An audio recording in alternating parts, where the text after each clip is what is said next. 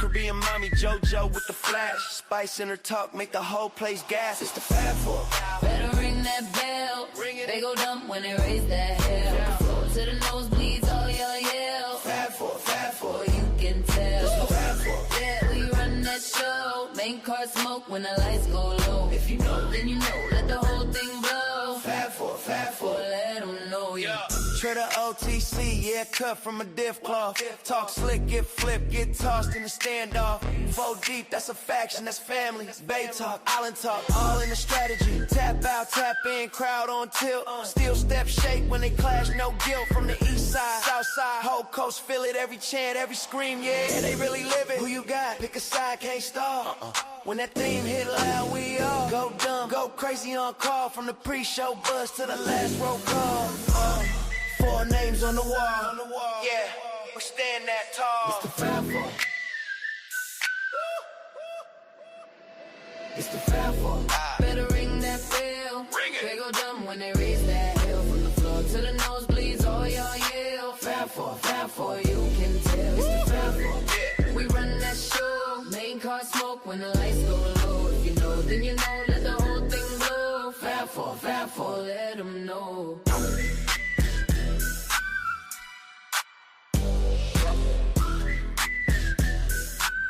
Fab4, let them know.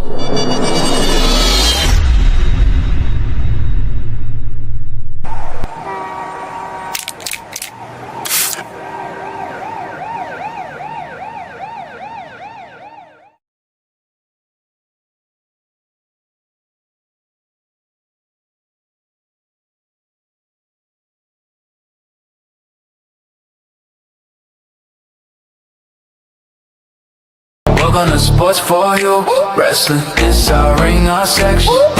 From the bay, we flexing. Fab4, keep the crowd out, all guessing.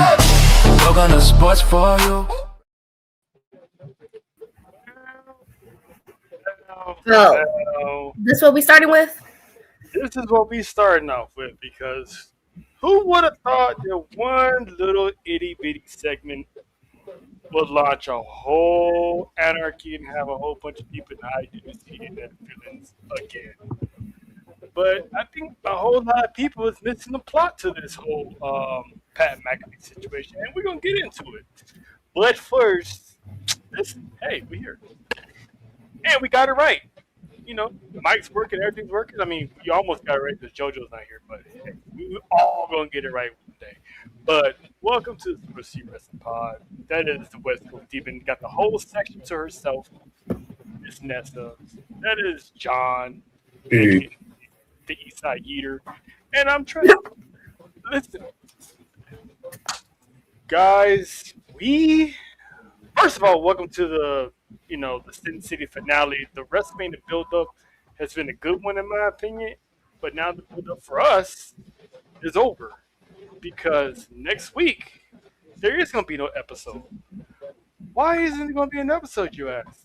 Well, because we're taking our talents to Sin City. And we're going to be live in Las Vegas, Nevada for Wrestlemania week and weekend. So I'm actually excited.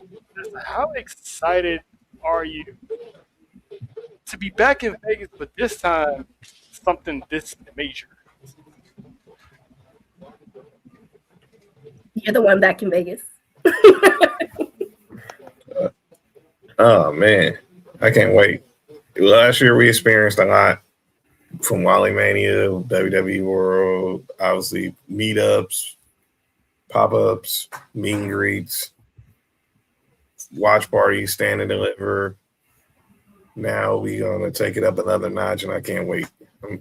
I'm just by this time next Wednesday I'll already be at LAX. I mean, that's the same question applies to you. You're not going to get away from answering this. I mean, we've all been to Vegas many a time, but you're going to Vegas for Wrestlemania. The last time I was in Vegas was 2019, so right before the pandemic. So being in Vegas for Wrestlemania, never been to Wrestlemania, never done anything for Wrestlemania besides whatever we do here, Barboza style at home. So I'm super excited. And actually, as of next week, I would already be in Vegas as of Tuesday. I'm starting early. You starting a whole full 24 hours early. Mm-hmm. I mean, this is big because, like John said, we this is gonna be in its totality. This is gonna be our third WrestleMania week. Mm-hmm. As boys, as fans, second time as podcasters, but this is the first time we're doing Mania as a full team. Mm-hmm. That's And it'll be right. mine and JoJo's first time.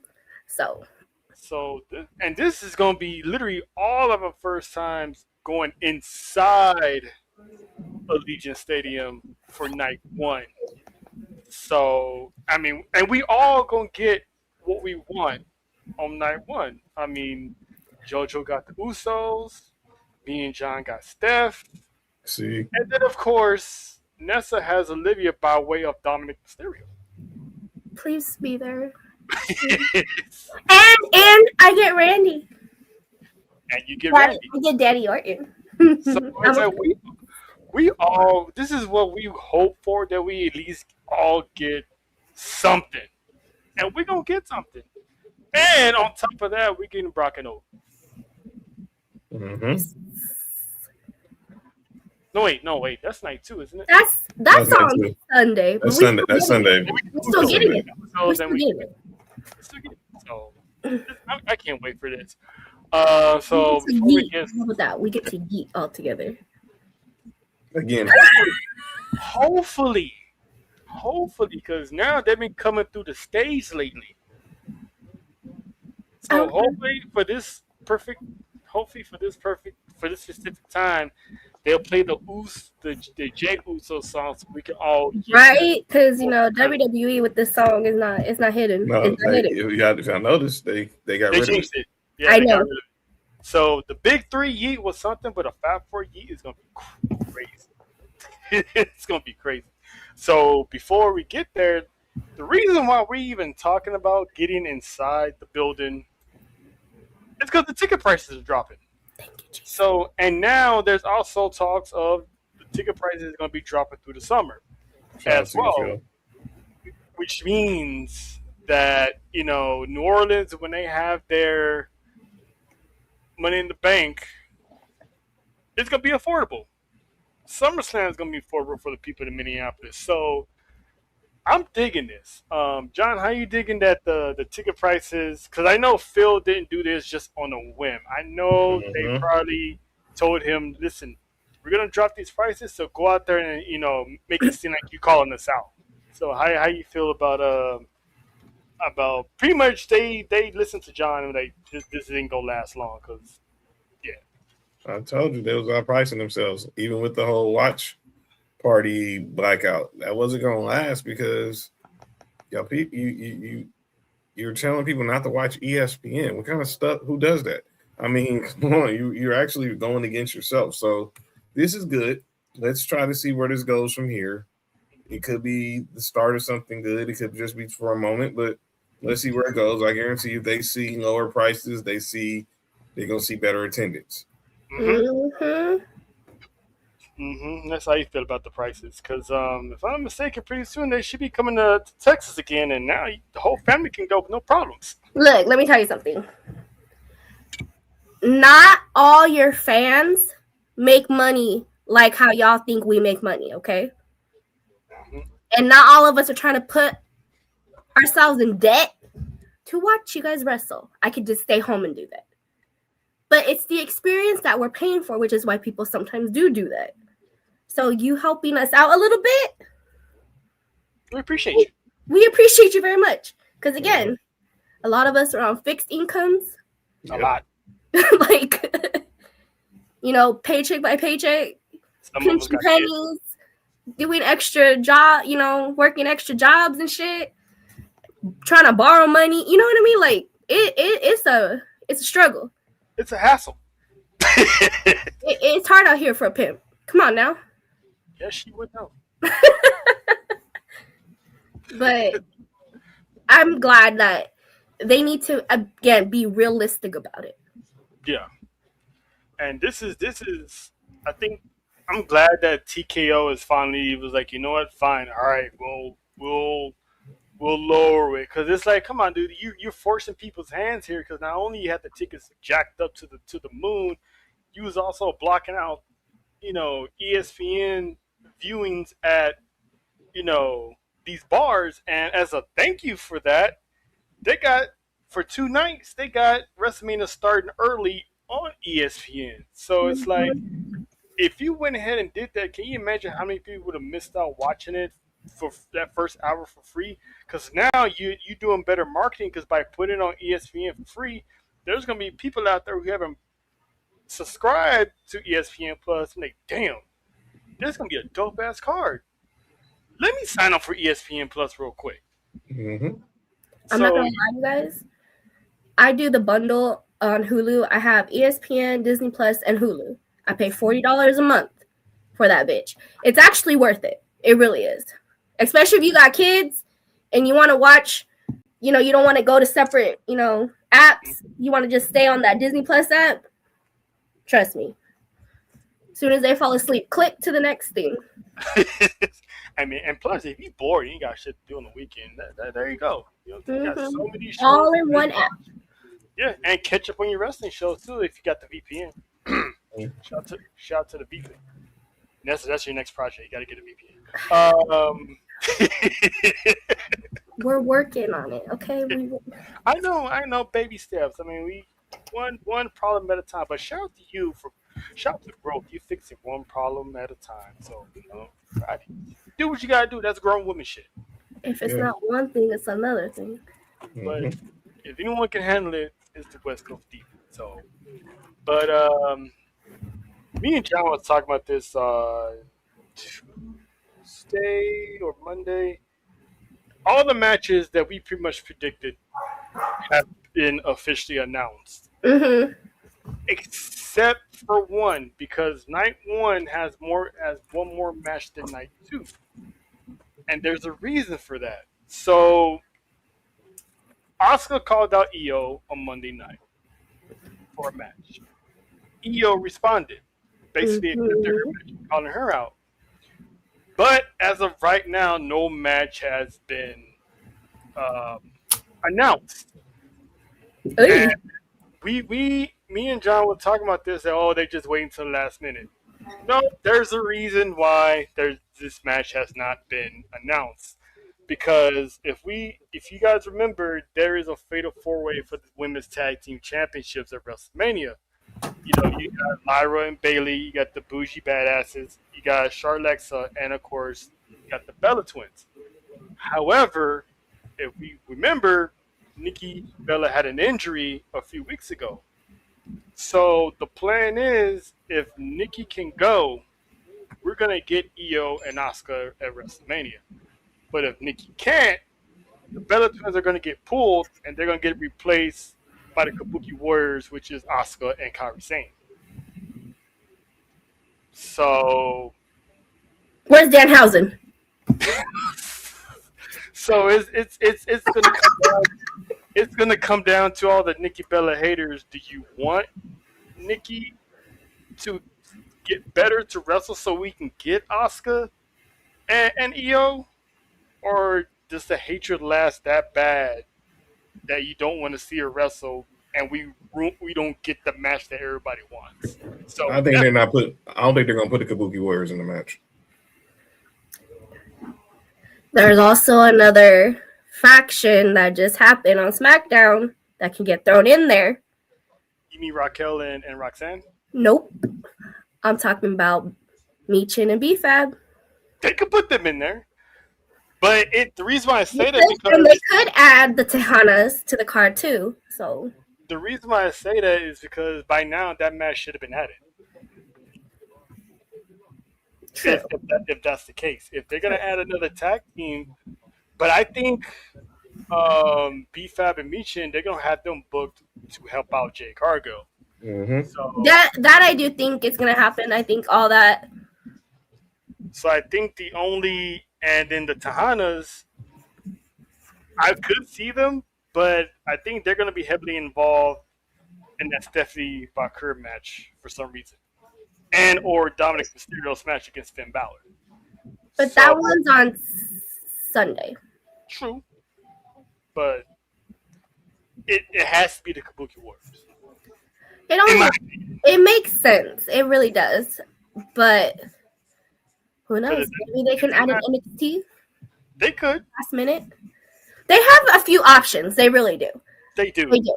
But if I know WWE, they're gonna go with the star power, and Asuka's name is star power. Mm-hmm. So I think they're gonna put them in there, and then we might get Io and Asuka backlash. Maybe.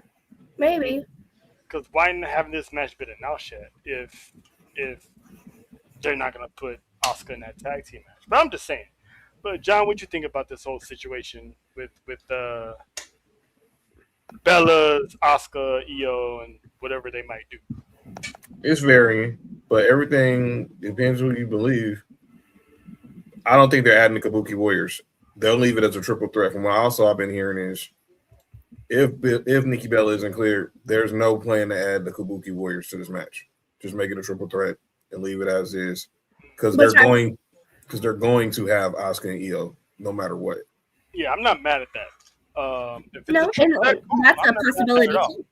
Yeah, I'm not mad at that at all. So I'm assuming they're gonna probably make this match on Monday. Yeah, they have to go face-to-face confrontation, and that'd be like the last match official. So we'll save that for the predictions just in case that match does happen. Mm-hmm. And then speaking of, have y'all noticed that Saturday is more women heavy than Sunday? Yeah. It's like, yeah, this match on Sunday is Rhea and Jade. Mm-hmm. Yeah, because we had talked about it like a few weeks ago that they was planning on having 14 matches, and a lot of it was going to be women heavy. So the fact that we got a whole lot of women's matches, one, that's dope, because if you think about it, 10 years ago, how many women's matches did we get on the Wrestlemania card? Not that many. We're technically getting another Revolution at Wrestlemania, just sort of. Kind of. Sort of. We get Becky and AJ. We got, it's crazy. We got the women's tag team, and then we got Liv and Steph. Speaking of Liv and Steph, jeez, watch your head. listen, when Stephanie says, Nesty, I won't look away. When Stephanie said it's on site, damn it, this woman has been on site from the beginning to end. And this is one of those, I told this to Icy, on Monday. This is the match that I've been looking forward to for months. Oh, of course she would appear at this one. I'll take it back all the way since Liv Morgan returned and she had that face-to-face encounter with Stephanie in the hallway. I'm like, yes. Yeah. Oh, wait. This was, as soon as that moment happened, I already knew that we were either going to get, again, how we wanted it was Raquel with her and everything gets fucked up, or vice versa. So either way, we were getting Stephanie versus Liv, regardless. Yes. Their build-up. Yeah, see, she popped in. Of course, she popped in right now. This build-up has been one of the best build-ups for WrestleMania in a very long time. And it's been consistent. Yes. It's been words. It's been hands. Like, it's going back and forth. Now, the past 2 weeks, them sneak attacks have been coming from Stephanie. She's been getting the upper hand. So we're just going to discount. We're just going to discount the 2 weeks prior, Stephanie getting her ass whipped by Liv. I mean, technically, she went at her, but I'm talking about the sneak attacks. I'm talking about sneak attacks. I'm talking about out of nowhere attacks. Okay. So you're trying to stall Liv out. I see what you're trying to do, Vanessa. You're not slick. You're not slick. But I'm loving this. But go ahead. They're both my girls. So I'm here for it completely. And this, I love the way they're mixing the Spanish with it. Right? And I love that she says, as she should. Go ahead and keep that energy. Because as we know from history, whoever is like this every time ends up like this at the end. Oh, like how you were the past 2 times? She's like, see? There you go.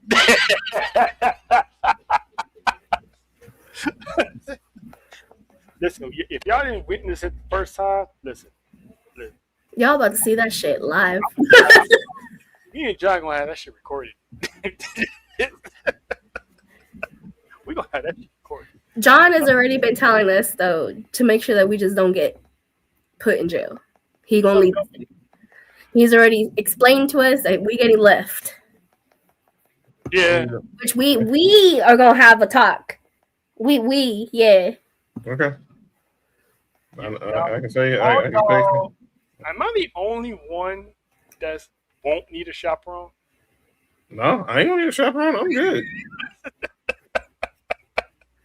I got a kid to come back home to, so I can't be on my best behavior. Got a point there. Until you get an unexpected Toxica walk around, we gonna find out. We're gonna find out how much John is gonna be on the best behavior. Just hope that the park is there. That way, I don't act like I don't embarrass myself. You see that word? Actually, he is going to be there. So shout out to him. He is going to be there. So good. I won't embarrass myself. We are a we. This is an us. Okay. All right. Be on your best behavior. I'm always on my best behavior. She's capping already. Her birthday already passed. But listen, I said this on Tuesday. How can you not love Raquel? I mean, I've never seen this woman smile so bright. The pinche chapote on her head. God damn. She got a doorknob on her forehead. That is insane. And Roxanne's wasn't any better. It was literally just as big. So whose head game was stronger, hers or Raquel? Hey, yo. I mean, technically, Liv hit Roxanne. So Liv's the one with the hard head. I say the white girl's got head is strong. I mean, the head's strong. Yeah. That's what they say. That's what I said. I wouldn't know. John, I'm gonna start you out. I can concur. That is the truth. That's what they say. I wouldn't know. It really is. And for those of you are asking how it ends up, just a bruise the next day, ice. You put ice on that bitch for a very long time. Hey, Faith, check your IG, by the way, if you haven't. Exactly. A whole novela. It is. And I love, again, that's what I was trying to get at. Mm-hmm. I love the Spanish and English mixed with it because it does feel like a telenovela, which is how people keep entertained. And I'm loving the fact that Liv was taking part in these Spanish war of words. It wasn't one-sided. You know what I'm saying? So it was fun having her there, having Dominic there as well. Toxic Dom, because that man does love getting slapped around a lot. So this match is gonna be insane. Does Raquel fuck this up? Probably. It's a 50-50 chance. Because I was telling, I told John this morning. Was it this morning? No, it was yesterday. When because on Monday he said, "Don't the Judgment Day don't they lock their doors to the quote unquote clubhouse?" And I'm like, who left the clubhouse? That's what I was about to say. This happened after Raquel got dismissed, and you look on her face like, "Oh, this is what we're doing. I'm dismissed." Cool. So who's to say she walked out the door and sees Stephanie pulling up like, "Oh, by the way, she's in there." Mm-hmm. And what does that remind you of? Because who did the same shit when Rhea got attacked? Dominic did the same shit because there ain't no way that man ran to the office and ran back. That man was not that far away until she got attacked. So, Like, hey, I'm not. I don't love him no more. So, hey, because listen, do what women, you want to do. women gonna stick together, but Latinas, if they have a mutual understanding, hey, that pendeja's in the locker room. That's I didn't pretty much I didn't see my enemy. What is it? The friend of my enemy is my friend. Yeah, like I didn't see nothing.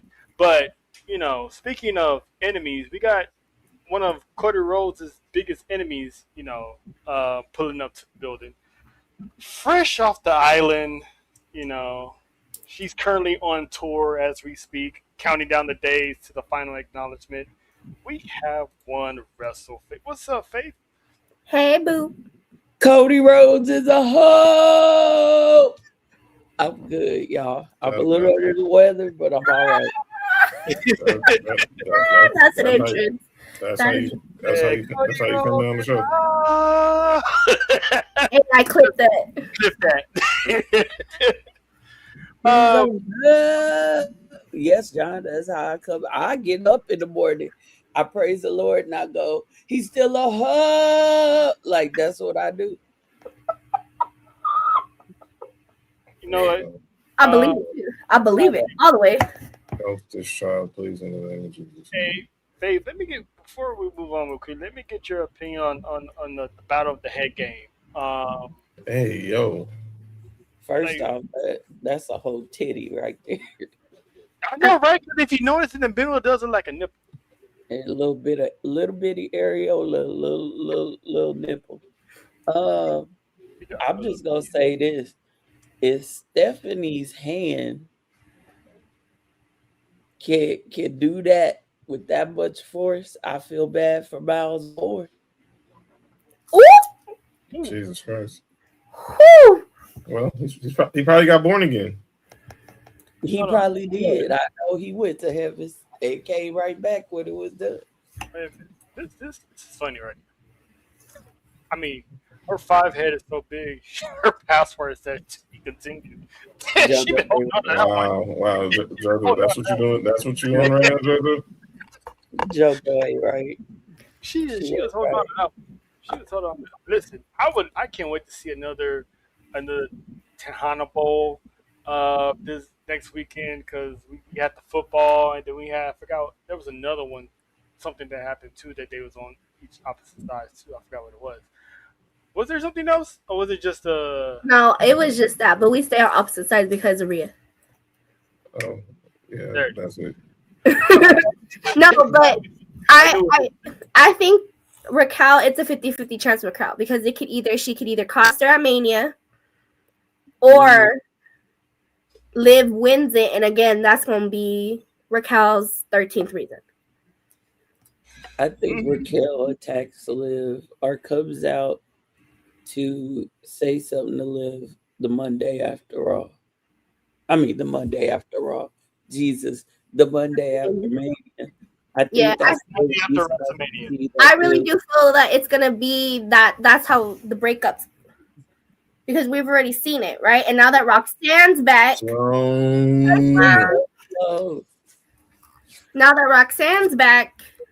she don't have to stay with Raquel now. You know what I mean? Vanessa, can I ask you a question real quick? Mm-hmm. And Trill and John too, but can we really trust Roxanne? This is where we're trying to find out though, if she's Team Finn or if she was the double agent the whole time. And that's where I was about to get to, because that segment told 3 different stories in one segment. Because obviously you got the Steph and Liv, that's one story. And then you got Raquel being dismissed and how she wasn't cool with that. Facially, she wasn't cool with being dismissed. And then Liv addressing the elephant in the room with Roxanne about Finn. And you can tell Roxanne's mood kind of changed when she mentioned Finn. And she was like, I know Finn brought you in. And then she's like, well, Finn, betrayed that. She just had to look like, yeah, sure. Like, okay. So it's like, does Raquel? We're all focusing on Raquel messing this up. To Nessa's point, who she's been saying it from day one. Does Roxanne fuck this up? It could go again. It's a 50-50. It could go either way because again, she's either Finn's agent or she's the double agent, and she was working with Liv and Dom the whole time. Mm-hmm. Or what if she works with Raquel and they both don't live? That's not out the realm of possibility. And I don't mind that, but I feel like it shouldn't go that way because we want Raquel by herself. Exactly. Agreed. So it might be Raquel's move first, and Roxanne just stays with Liv for now. Because if it's gonna go down the way me and you predicted, that means Liv has to lose on Saturday. If she wins, what would be Raquel's third? What would be Raquel's reason for turning on her? That would be Liv winning would be her 13th reason, because then she keeps dismissing her. Then she kind of she's already dismissing her. And since Roxanne got hurt, it kind of they stopped it a little bit because they made them look like they were getting close again. But now that Roxanne's back, you can see where Liv's attention is now again. So I feel like it could go either way. Either Raquel could come out at Mania and cost her, or Liv wins and Raquel's secretly hoping that she don't win, and then she gets jealous, and then this is where the breakup happens. What if it's not Raquel that comes out at Mania and costs her?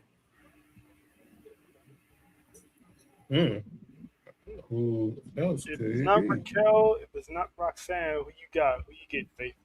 No, I'm thinking it is Roxanne, and I think that would be an opportune time to have Finn come stand next to Roxanne. And then that leads us to a Backlash, Roxanne and Finn versus Liv and Dawn. Or what if Roxanne plays it cool, but helps Finn beats Dom the following night? I mean, I don't think that would happen because you put up the demon, then I'm expecting destruction. We plan on being in the building Saturday too, Sloan. Hey, Sloan, hit us up. He said he's going Sunday. He said he's gonna be there Sunday and Monday. Shout out to the Sucio voice. Yeah, man. Okay, let me pose this.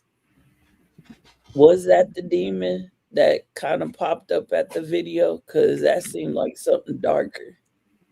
Maybe it's a different demon, but I do believe it's a demon, but a new version of her. Yeah, and me and Faith had discussed this because we were like, is it really gonna be the demon that we know? Yeah. Because Finn Balor has evolved. And I feel like it's gonna be a new version of the demon, but it's still gonna be the demon. Sir, though, I need to see them thighs. Right. Bring out them thighs, okay? Hashtag man panties. I think Roman killed. Don't do that. I think Roman killed that demon. At Extreme Rules, and Edge just only reaped the benefits because he wanted to lose to the demon, but Vince said, "Nah, you're gonna win." So Roman killed it, and Vince just put the final burial on that demon character. So I do think we might get a whole different demon that's finally gonna get a win on the main roster. What if everyone as a demon? What if I like your idea, Trail, of Roxanne playing it cool? What if she is the catalyst for a turn? What if instead of Roxanne turning on Liv, she's the devil on Raquel's shoulder? You never know. It still falls into Nessa's plan of being the double agent. We just just don't know. She's playing somebody or everybody. But either way, she's working for someone. Yeah, she is. Or maybe she's just out for herself. Because she is a prodigy and they're usually not. That's what she was in NXT. So And that, like JoJo was saying, they got so many ways of doing it. That's why I said from the beginning, the Judgment Day story now, I love it because there's so many ways they can split this group up. Mm-hmm. And we already getting phase 1, which is Dom and Finn. Which is what we've been asking for a year now. Shit.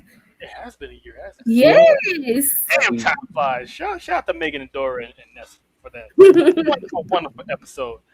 By the way, I'm a Latina now. I just need that to be known.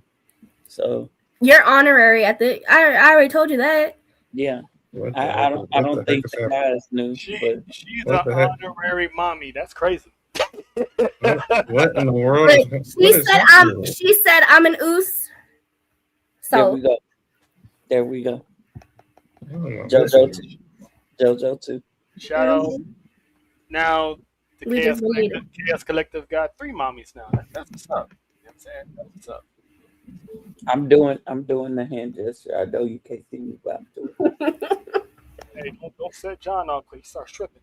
Hi, Jody. Hey, Jody. I just had to do that with y'all. That's not bad. We are 1 week away, so I'm excited. So now shout out to the dungeon. They got a little heat tonight. Shout out to the dungeon. Shout out to Natty. Can't wait to see you soon. Sunday. We gonna meet the head honcha Mm. of the dungeon. We got questions. Hopefully we can get one question off, at least one. So proud. That's crazy. Hey, Faith, we were talking about this earlier. What do you think of the whole Asuka Io situation? Do you think they're gonna add the Kabuki Warriors to the tag team match if the Bella Twins don't go, or should they just keep it as a triple threat? I think let's keep Asuka out of that tag team match. She got other business to handle. Besides coming out here looking like Batwoman and Joker had a baby.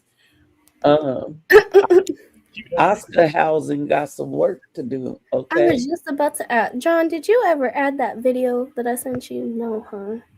Which video? Of that segment What? of a certain vampiro. You could have Which told one? me that. I would have added it for you. Which one? He has so many. I only sent you one. It's okay. It's past already. We just need a certain vampiro to come in, Look, Mm. and I'll be happy. But I think Io and Asuka, and this is kind of a little bit of gripe I got, but how could you leave Io and Asuka out of Mania? I don't think they are. Or not? You think they gonna add them? Yes. They're gonna add them one way, one shape Okay. or form. So then that means SmackDown doesn't get another match because they just added a Raw match on Monday. So that leaves out the Women's United States Championship. Exactly. And do they leave Tiffany Stratton off the Mania card? Yep. Yep. 'Cause you know what? I think they're gonna have that Yep. championship match on that SmackDown before WrestleMania. Yep. I'm over the women's U.S. title. I'm with you. If you are not gonna do anything with that fucking title, Give it back get to Chelsea. rid of it. I'm over it. I think they need to give it back to Chelsea, to be honest. So for real, because the people that they putting it on, is that title is like a death sentence. And it's sad because Julia has the potential to be good, and she has been before she got into NXT. You know, all her stuff from beforehand. Mhm. But with this title, it literally, like, I forgot. Again, I had to ask, who the hell is the U.S. title champ? Someone asked me the other day the same question, and I'm like, thank you. This proves my point. I think they stalling out to put it on Kiana James, to be honest, which I think is a huge mistake. Why? But you know that's where it's headed. Why is it a mistake? Here's how I feel. Other than Chelsea being a veteran, who has brought prestige to that title? To be honest, nobody. Well, gotta be honest. They've only had three champions. They only had three champions. It's Chelsea, Zelina, and Julia. And they've all the same. And Chelsea's twice, they've all been booked the same, with the exception of Chelsea. Julia twice. Comedic relief every week when she doesn't have a match. Did Zelina really need to have that title for no? I mean, she earned it though. She earned it. She's been overlooked for years. I get it. She has been overlooked. I mean, she was years ago Queen of the Ring. I get all that. But here's even with my uses, I'm gonna say this. I get tired of titles being passed to folks, and then you don't book the title holder to do anything with it. Stampede has a point. You can move Lyra down there and have her go for the U.S. Championship. She can add a little something to the title. I think now she can, because when she was first IC title champ, I was not here for it at all. But I think since she lost it, she's been, you know what I mean? She stepped it up. I think that was just a victim because everybody wanted it to go to Dakota Kai. That too. That was all it was. But her reign was very stale. It really was. It was.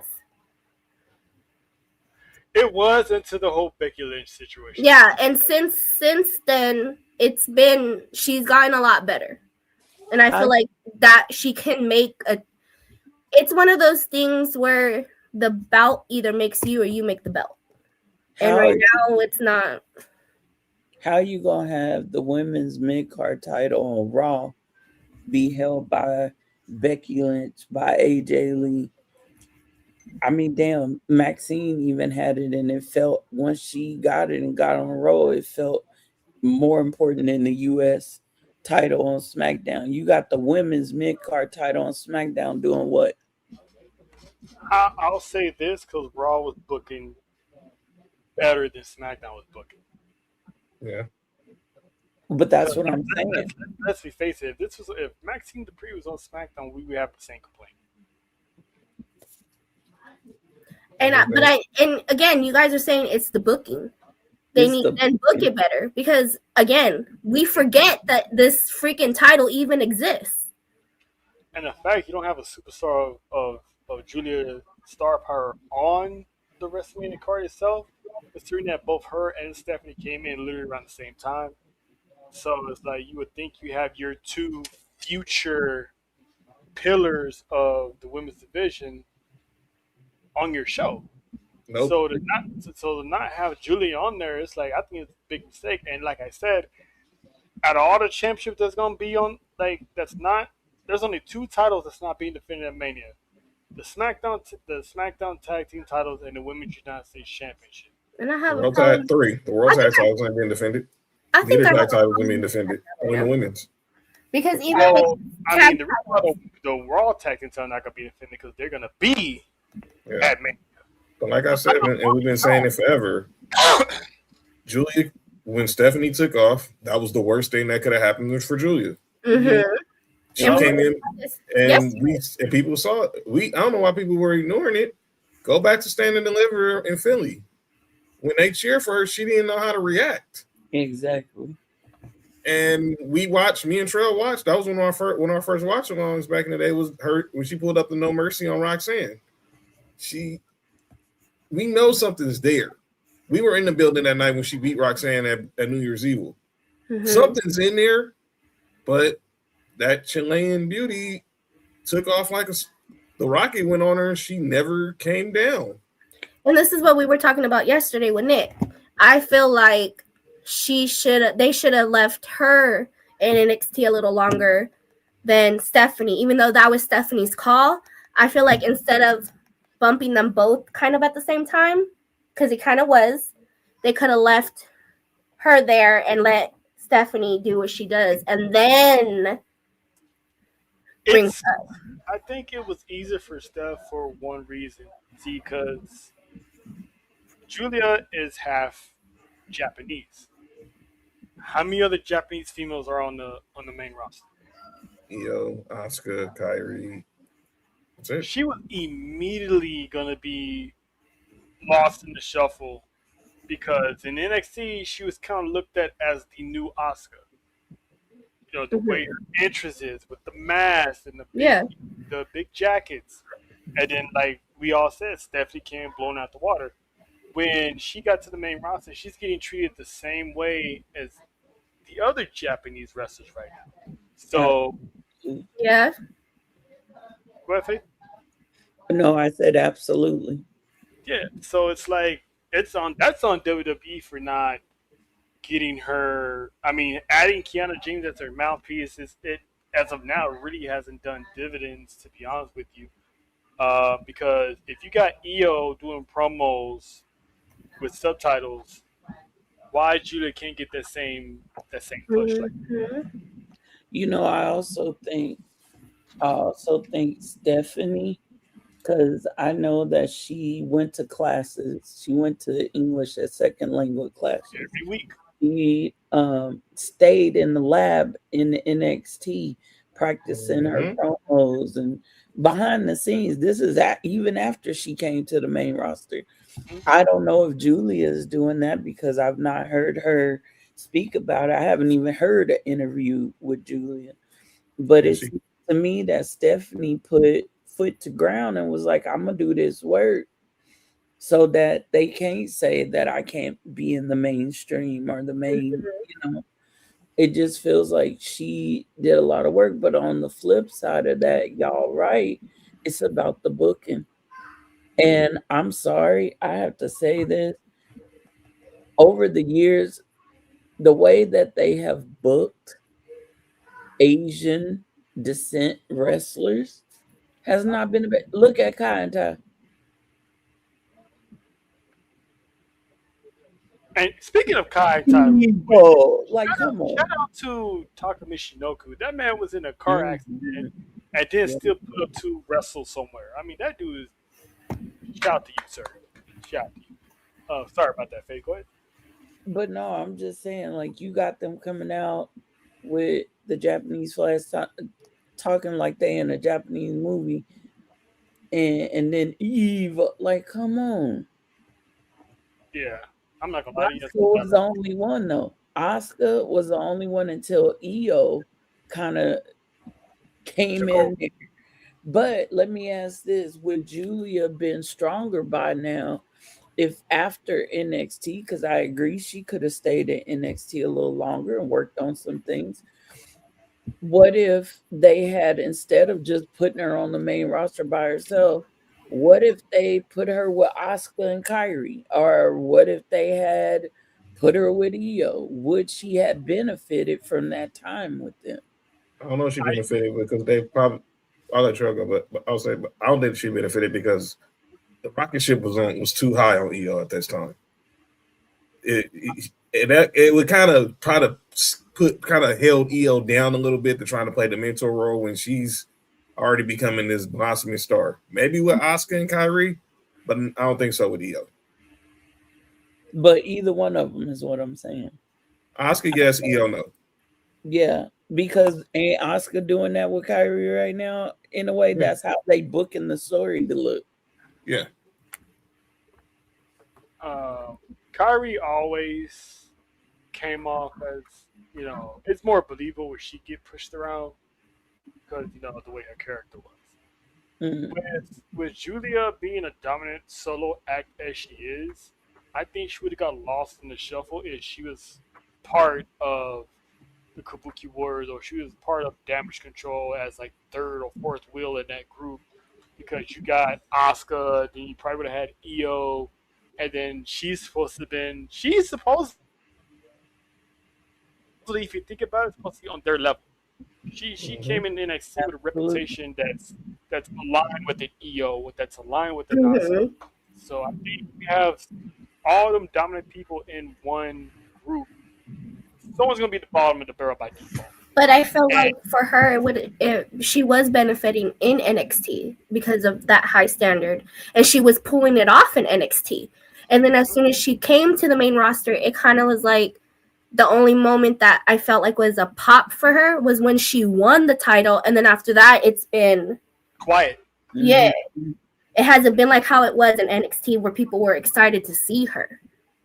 Everyone was excited to see Julia until Stephanie arrived. Basically.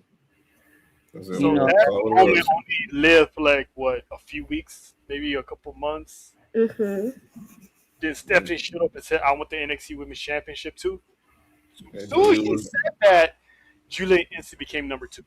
And Julia was injured at the time. Yeah.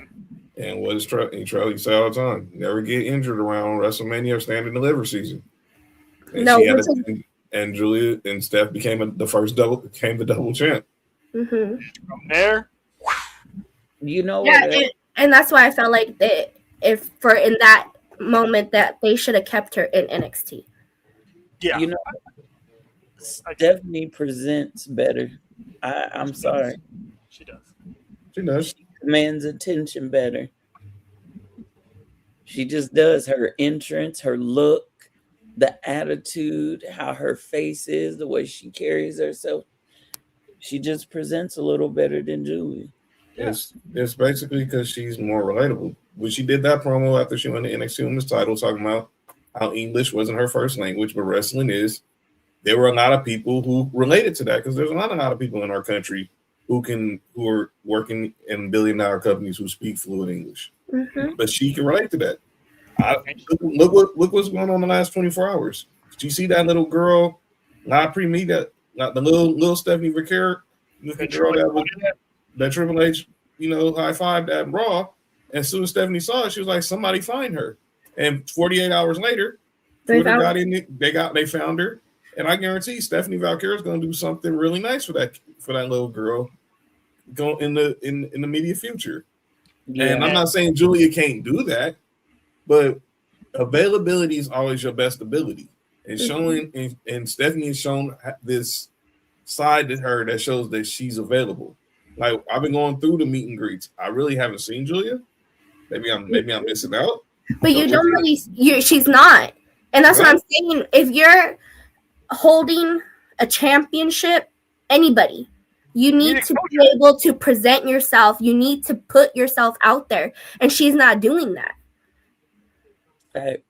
I'm gonna say it like this that I said before. Because Lyra was the same way. Lyra did not put herself out when she was champion. Right. You didn't see her doing things as champion. Here's the thing, though. Stephanie is different. She's one of one. We haven't seen another. Hey, every Latina on the main roster NXT, you can tell there's difference in them. No one's acting like the other one. Mm-hmm. Julia, if you pay attention to Julia's mannerisms, she's literally almost the same as Asuka. And I think what also helped is we got to see, obviously, and I'm not saying there's a lot of people in the U.S. who don't watch New Japan like that, but seeing Stephanie real briefly in AEW because of her relationship, her contractual obligations at CMLL, gave her a little bit of familiarity with the American fans. Mm-hmm. Even though everybody knew Julia was the bigger deal. Mm-hmm. But some people seeing her on national TV in the States, and you're going up against Mercedes Moné, it gives you this little bit of a inquiry, like, And then what happened 2 weeks later? Shawn Michaels was like, yeah. He Trey Songz, Tony Khan. he Trey Songz Tony Khan because it didn't help the fact because I don't know where we were, John. I don't know if we was at David. That was David Buster's. When she tapped out to Mercedes Moné that quick, I was like, that was awful. One that wasn't right, and I know that did not sit well with Stephanie. And she was like, you know what? I know I'm supposed to go here, but I'm gonna renege. Y'all have fun. I'm gonna go over here to the big brand over here, and best money decision she ever made on herself. Yeah. The person I felt bad for was all those fans who didn't get a chance to see her in CMLL one last time. But that's on Tony Khan. Not you don't do that. You don't do that. You could have made that if you're gonna make her tap out. You could have made that a whole lot better than As soon as Mercedes get her in the bank statement. Wait until Stephanie, because I know this is going to happen. Wait until one day when Stephanie step foot's at AAA. Listen, That have her roof. go one-on-one one of the Toxicas. Please. John's head's gonna explode. I just look. Yo. Both, both of them. Whoa. She said both of them. She said. Vanessa. Bye, babe. Bye, babe. I want to holler right now. I want to holler. She said both of them. Vanessa Monica Monroe. That's my girl. She said both of them. I know my man. I'm sorry. She said both of them. Vanessa Monica Monroe. Are you good? Oh, kudos to you. Look, That's exactly right. no, but she does need to. The way, because even with that, she had just came to the main roster. I think she was still on NXT when they bought AAA last year, right? She was still on NXT. Yep. They had her there present as a presentation. She hasn't been down there yet, but once it happens, everyone's gonna explode. Everybody. Listen, that's gonna set all of Puebla, Monterey, whatever they're gonna be at on fire because La Primera would be well loved and accepted as soon as she pull up. She is. That's look how receptive Lola Vice is. Mm-hmm. So, and shout out to the new NXT champion, by the way. And shout out to AEW because 10 years later, I'm waiting till John gets back on here so we get a conversation. He probably had to go take some Tylenol or something. That's why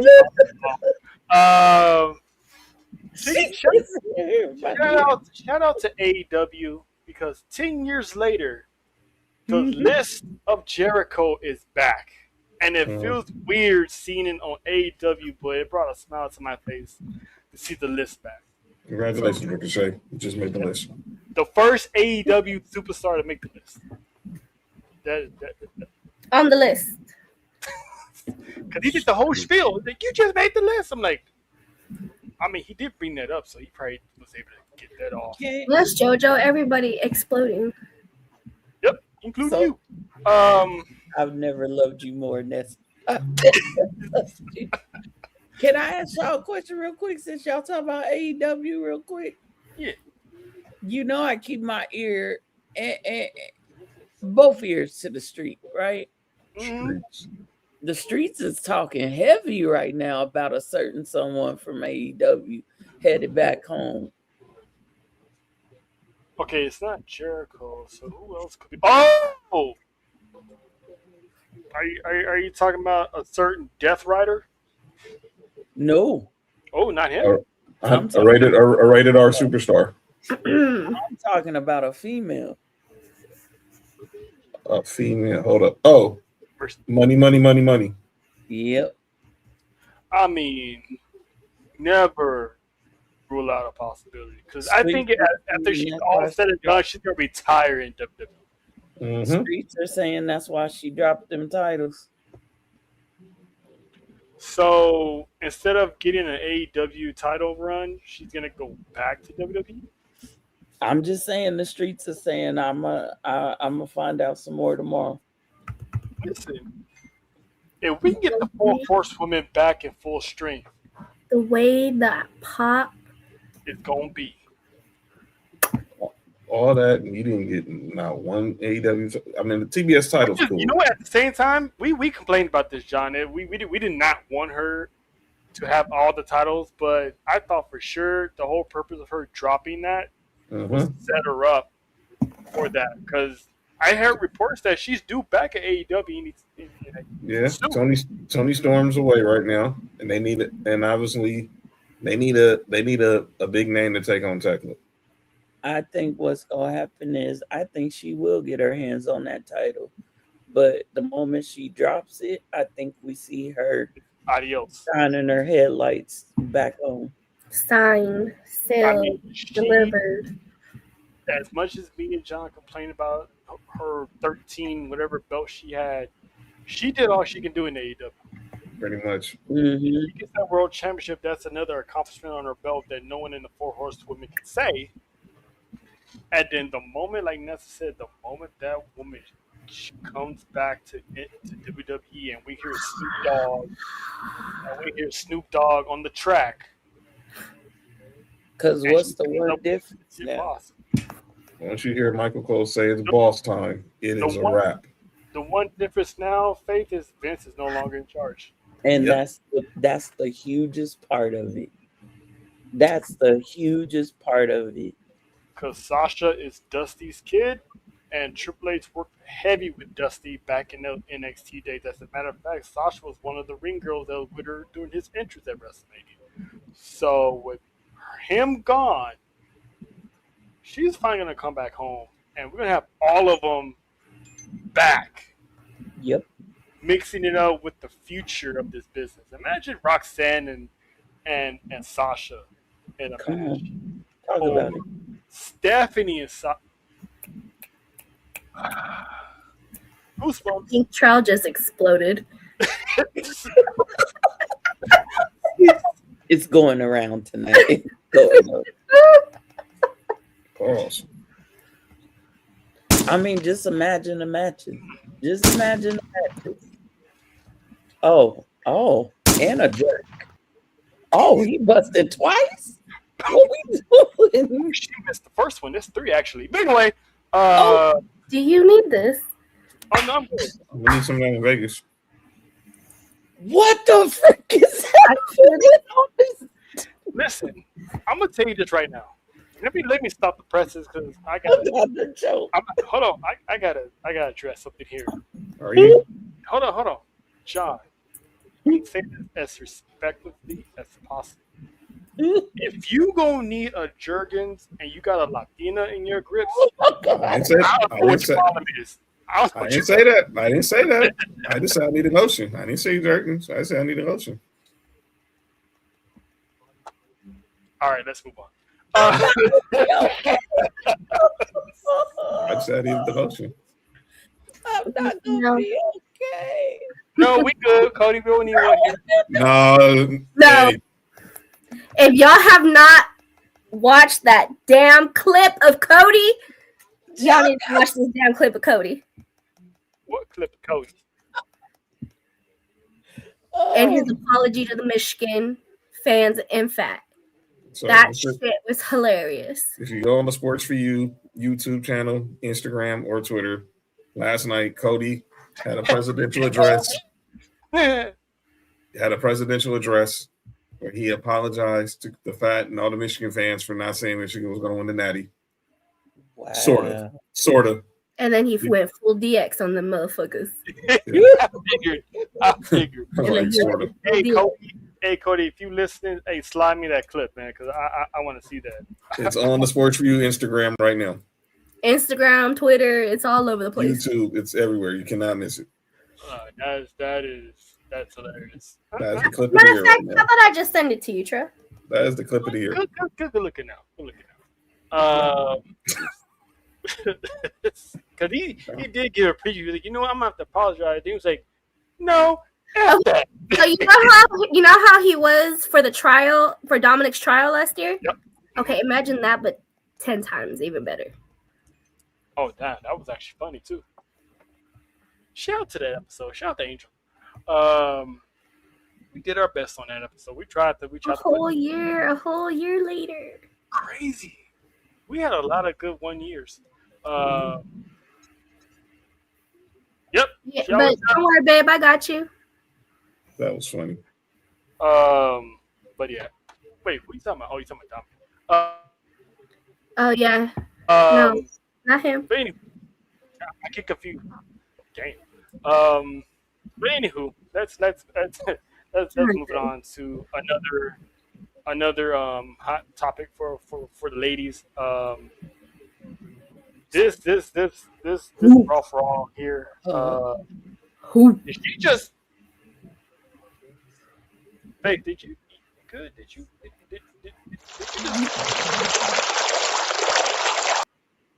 Just Yeah, keep you talking. good? Just keep talking. Did you tinkle? Keep talking. Just Y'all all right over there? But yeah, Brock and Oba, man, this one resulted in a supposed contract signing because they even brought Triple H to make sure Adam Pearce did his job. And Adam Pearce didn't do his job. So before Oba can even get into the ring, Brock Lesnar pretty much jumped them. They had this whole brawl, and there was chairs being thrown at each other. I think once Kindergarten got hit with something that Brock threw, because Brock never knows his own strength, and somebody always gets hurt. If you go back after Triple H throws the chair out, Brock grabs something, slings it in the ring, and I think it caught one of the security guards in the face. it did. I was like, Again, I don't need to know how much money they get paid because ain't no way they getting a regular hourly wage and not no hazard pay. Like, hell no. JoJo, stop that. JoJo, stop What'd that. you say? I just got two things to say. Oh, why'd I? Yeah. Nessa, I'm so through with you. That was not one of my two things, but I love her. No, Faith. This is how Faith is reacting right now because I don't even need to see her face to know this is what she was saying. Always been known to be quite the screamer. That's how I know she my girl. She do. But here's what I got to say. Number one, that segment went wrong somewhere. Also, and I'm not talking about the plan pull apart. Like, they don't need to build this matchup no more. Everybody and they baby daddy is ready for this match, right? Yeah. Here's where, if you go, there's a video circulating of what happened after the cameras went off. I saw it.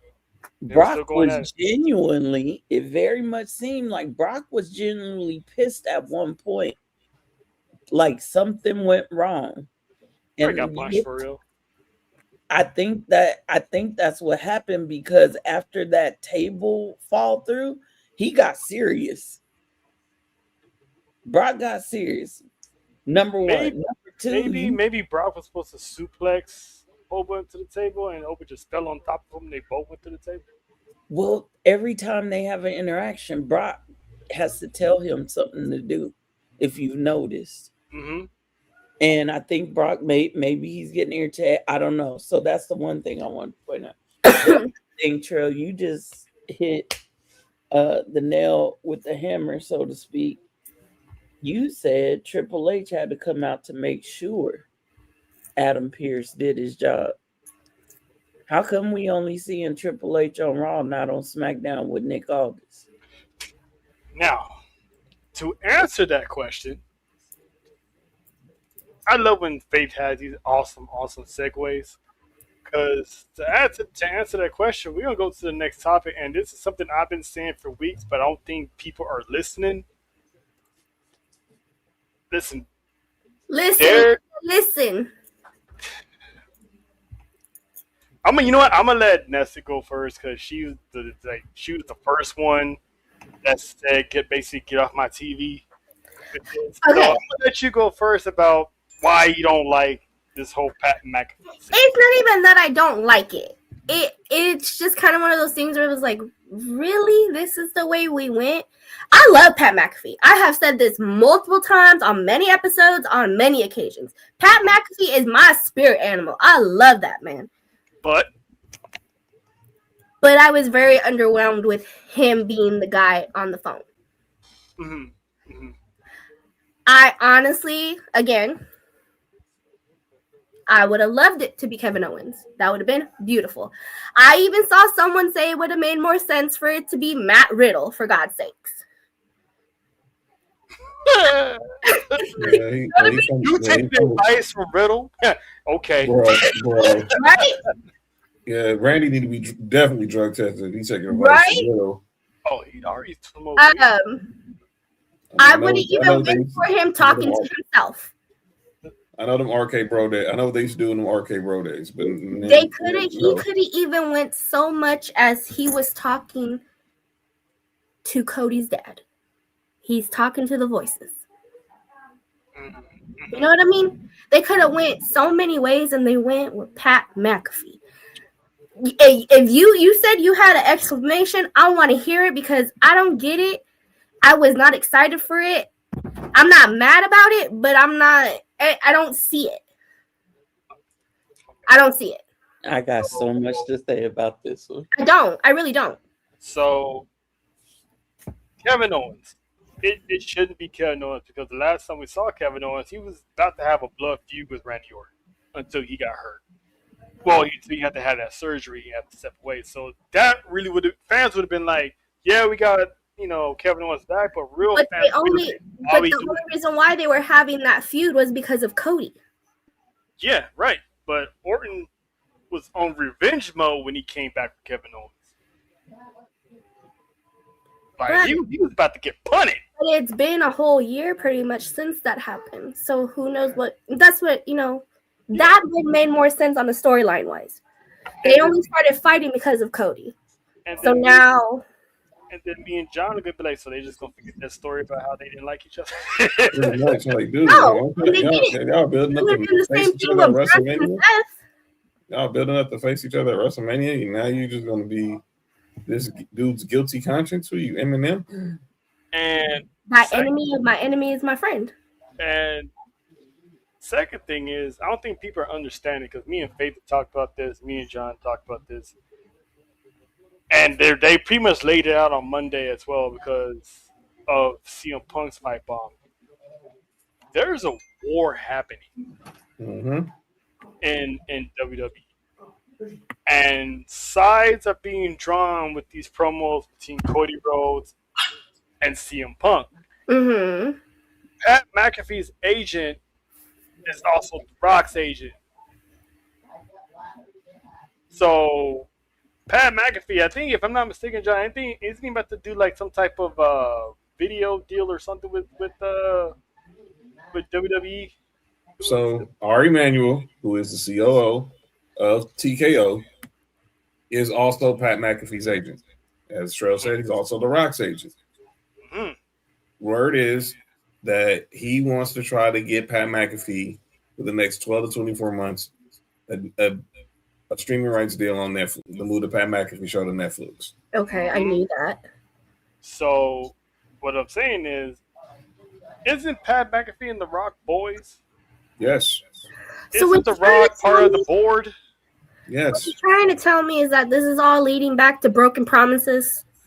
No, this is basically saying no. This is basically Pat McAfee making up for the screw up of Travis Scott last season.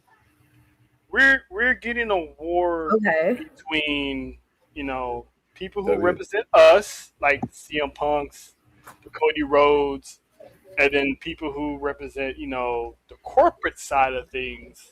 And with Pat being I guess a heel-ish type of thing, he's siding with the board with Dwayne. He sided with Randy Orton because Randy Orton, he's gonna be that, I guess, the forefront of this war. So it makes a whole lot of sense. And plus, CM Punk also called out TKO on Monday. Mm-hmm. 48 hours, either 72 hours after Cody Rhodes called out TKO as well. And both of them called out Pat McAfee too. So there's a civil war happening. I don't know how, if Roman Reigns is gonna fit to that or not. Maybe he's just there. He absolutely is. That's what I figured. So Roman Reigns represents what CM Punk despises. A part-timer getting all these perks, not showing up, not working these shows where you got the hard-working people like myself, CM Punk, who does dates after dates after dates after dates. He's representing us. So there's a battle line being drawn, and people are not really seeing it. They just see, oh, why is Pat McAfee? I don't want Pat McAfee here. Give me this person. Give me that person. And it's like me and Faith are saying, if you actually pay attention to the breadcrumbs and the seeds that they're planting, you can see 2026 is about to be a big ass year. Okay, my question is, before it was announced, did you picture Pat McAfee? No, Yep. and that was a TKO move. TKO wanted Yes. Pat McAfee in the storyline, Mm-hmm. So which is this why whole, there's reports of Cody and a few people in the back who are not liking TKO meddling in the business. Mm-hmm. War. Go ahead, Faith. so Pat McAfee, no, nobody pictured him. And what I'm gonna go back to what Roman said on the Wrestlemania documentary. He said if we could continuously swerve them, we're doing our job. We all thought, oh, it's his dad because he said there's more than one royal family in wrestling. Mm-hmm. Well, his dad, his Granddad. granddad, even his uncle, they all are known as the Orton wrestling dynasty. Okay, so that makes sense. Well, then it made sense for him to be talking to either Ric Flair or Batista because Evolution was kind of royalty, right? Mm-hmm. Then it made sense for him to be talking to himself because we know he listens to the voices in his head. All these people made perfect sense without having to think hard about it. Mm-hmm. Even Kevin Owens makes sense in some way because you could spin it to say that him and Kevin been talking this whole time behind the scenes and that Kevin told him, I told you so, Mm-hmm. right? But let me tell you why Pat McAfee makes sense too. Please. When Randy said that wrestling has more than one royal family, Pat McAfee has always been a place of a sounding board for The Rock. Whether it's been on Pat McAfee's show, whether it's been Pat McAfee delivering something that The Rock said, Pat McAfee has always rocked with the family. Nobody said that Pat McAfee was the only one on that phone call. And Pat didn't call him. It was told that Randy called Pat. It's a 3-way phone call. Maybe. And I watched Pat McAfee's show after his day or after his comeback because I knew he was going to talk about it. He had Shaq on the show that day. Mhm. And I knew he was going to talk about it. And Pat said, Randy called me and told me that wrestling hadn't passed me by. He said, and then we got on a phone call. He didn't say with who. And then he said him and Randy and they were all talking on the phone call. And they start talking about his daughter and all this other bullshit. So Pat is letting little seeds out. So it makes sense. Pat is very much connected to a wrestling dynasty through The Rock, through Ari Emanuel. And Trell is right. There is a huge war about to erupt. And And what Pat said, there was no lies to what he said. Mm-hmm. We all have been feeling some of what Punk said and some of what Pat said. We all been feeling it. A lot of people are fed up with these champions that ain't doing nothing. Whether they're being booked that way or whether they're backstage politicking for themselves to stay in a gimmick that is dry as shit. That's a Cody shot. It is a shot at Cody, but it's also very much a shot at any champion that's dry right now, including one ginger-haired champion. Dang. Oh, you mean swap meet Sammy? Swami, Sammy. People are going to have to choose a side really quick, really soon. That's why I pointed out Triple H being with Adam Pearce and not on SmackDown with Nicholas Aldis. Go back some time ago after that whole I Want Your Soul thing. Who else was speaking for The Rock to Cody? Nick Aldis. And when Cody said, "Who told you to do this?" or "Who told you to say this to me?" what did he say? The final boss.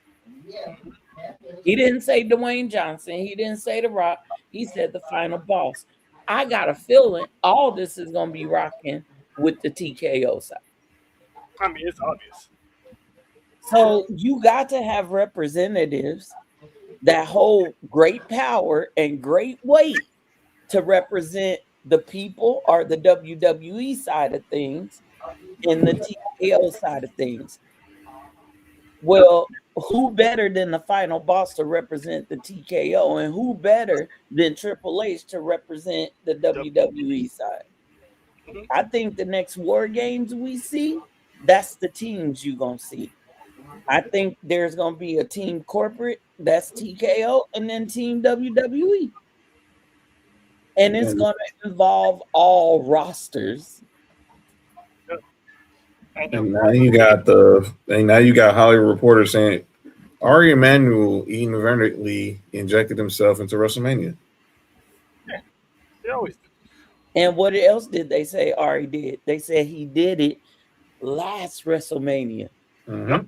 Travis Scott. This is a work. This whole thing about it's a work to further the storyline. That has a lot to do with what's going to happen at WrestleMania 43, no matter where WrestleMania 43. The next two Manias after this are all going to be linked to what's happening now. And it's going to somehow, some way, it's going to lead to Rock and Roll. And you want to know why they trying to get Pat's show on Netflix? That's part of the storyline too. I mean, Pat wants the money, but that also plays into the storyline because you got superstars on Netflix. How easy is it to have them just appear on Pat's show on Netflix? Mm-hmm. And anything can happen on this show. And anything can happen because he's not held to the constraints that he is right now on YouTube and whatever other platform. Pat is the tiniest part of this. He's a pawn to a bigger arsenal. And that's why I call him the White Rock, because he's literally, if there's someone to represent Dwayne, it'll be Pat McAfee. And he can do a better job than Travis Scott because Pat McAfee has previous ring experience.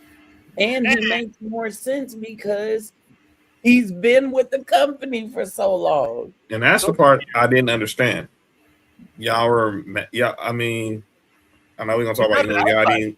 I know we're gonna talk about Lil Yachty in a minute, but y'all are mad. Y'all been, and like our girl Jen from the Bell Collective said, y'all been crying and complaining and wondering when is Pat McAfee coming back.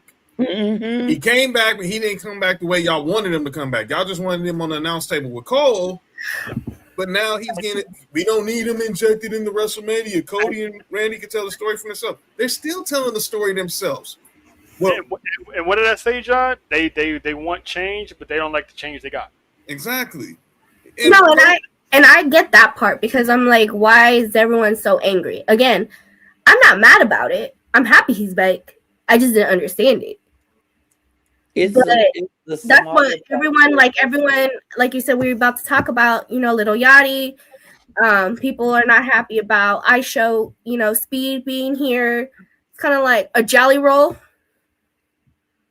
I mean, Jelly Roll is nowhere near WrestleMania right now, so they can just forget about Jelly Roll at this point. I'm gonna just out of all those people you just named, Nessa, Pat has the greater right to be involved. He does, because he's been with the company. He's part of the company. Yeah. He is part of the company. That's what I don't understand. Let's talk about Jodeci real quick. Did you say Jodeci? Listen, I said it on Friday. They was standing there in the corner wearing them white outfits like they was Casey and JoJo. Well, all right. Don't do Jodeci like that. Talk to me. Hey, I wanna meet you. Get a girl. That was my dad's favorite song. So I would love hate relationship with that song. I wanna know. I wanna know. Lord, there was a lot of babies made to that song. Let me play that game. A lot of babies ended up on the floor too, and the couch.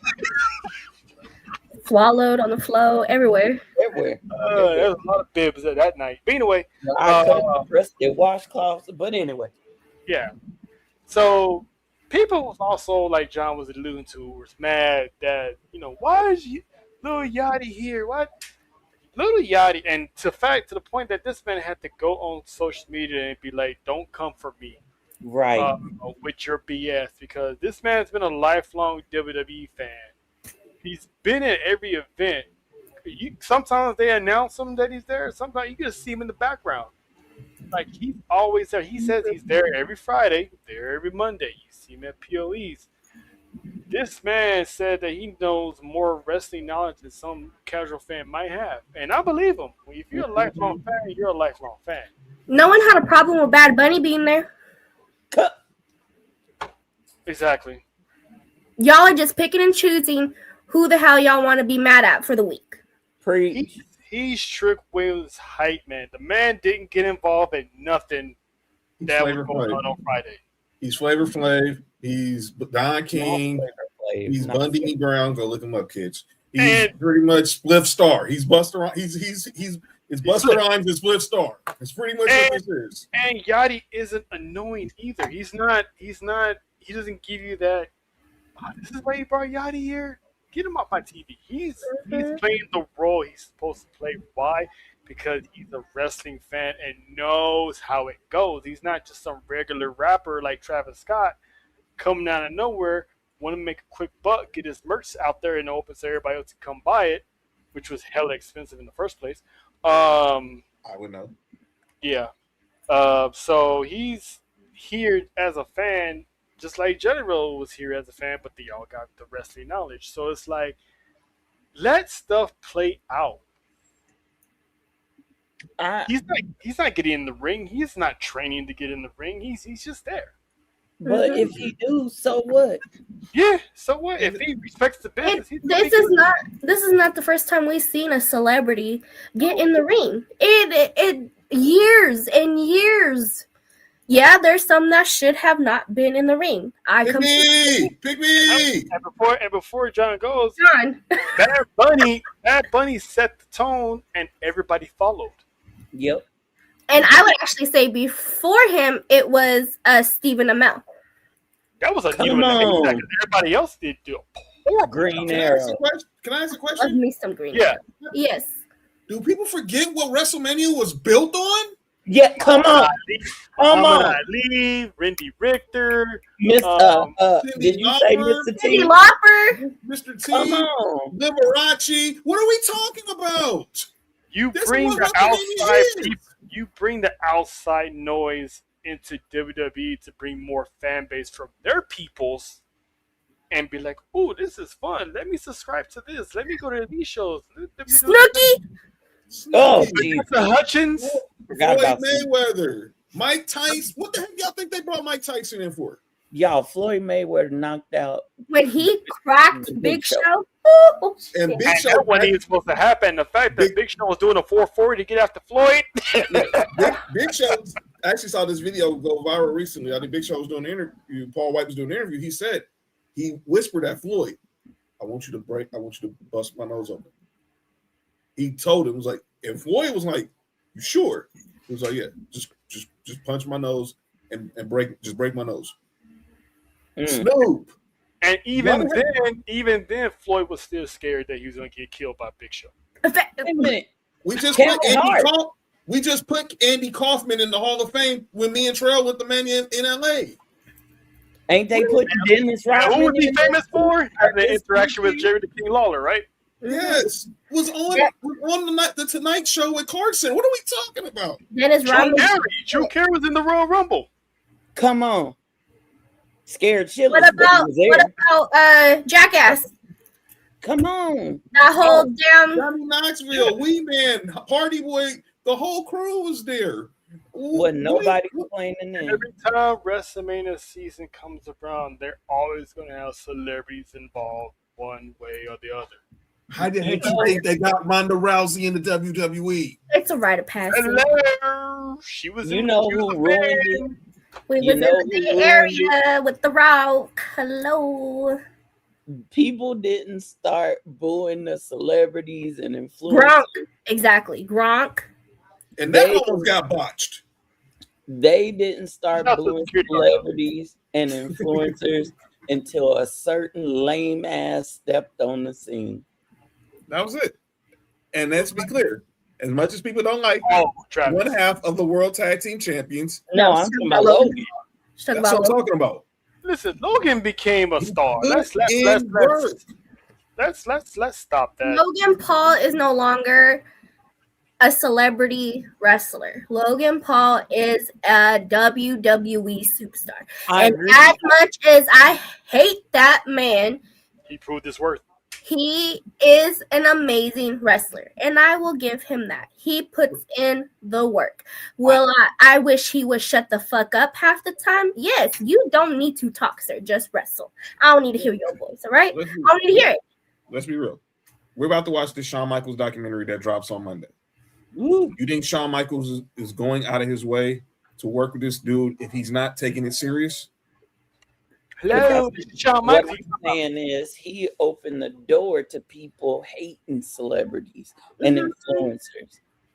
I'm not if you didn't hate, well, yeah, he was the first one, but he was a celebrity that already grew up watching wrestling, already had a wrestling ring built, took the time to learn this stuff. So the only reason why people boo him because of the stuff he does outside of the ring before he got there. The whole, Japan and ripping people off and scamming people and all that other stuff that he does. That's pretty much right. He got booed.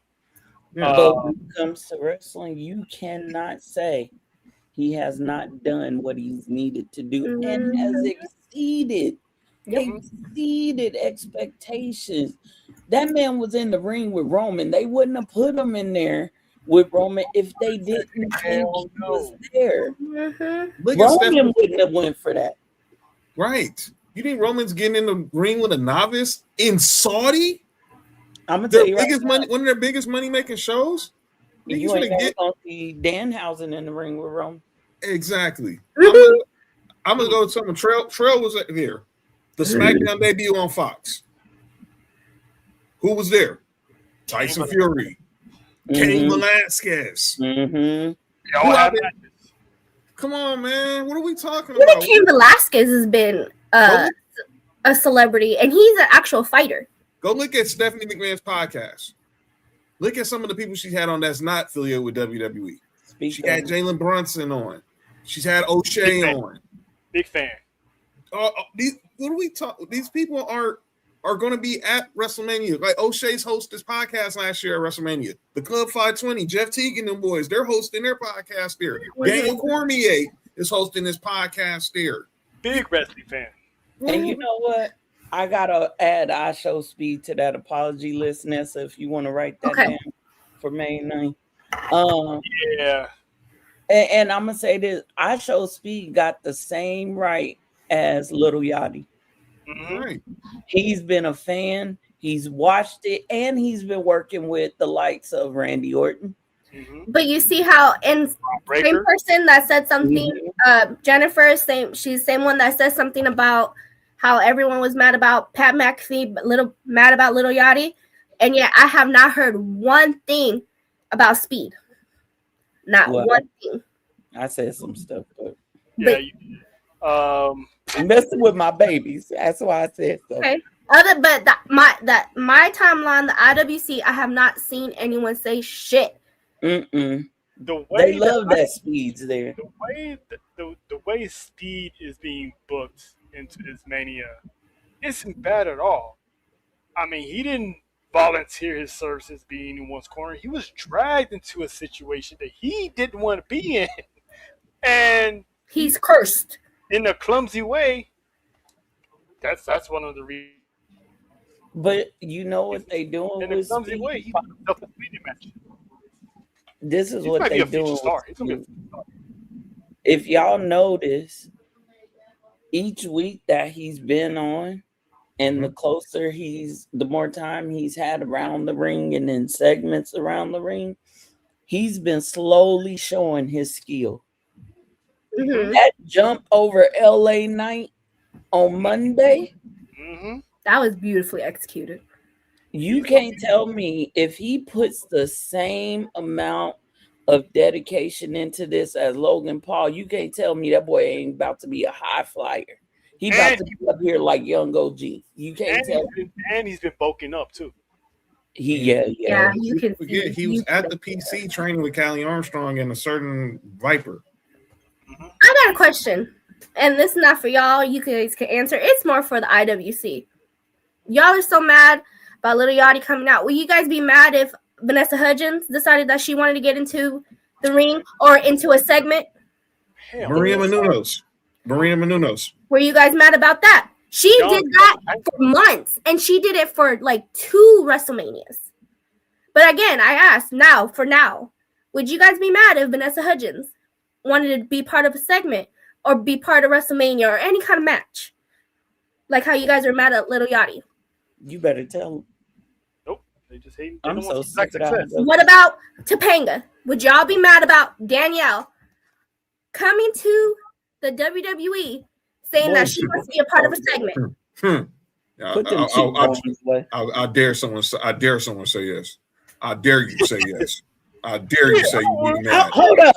How y'all mad? Say yes.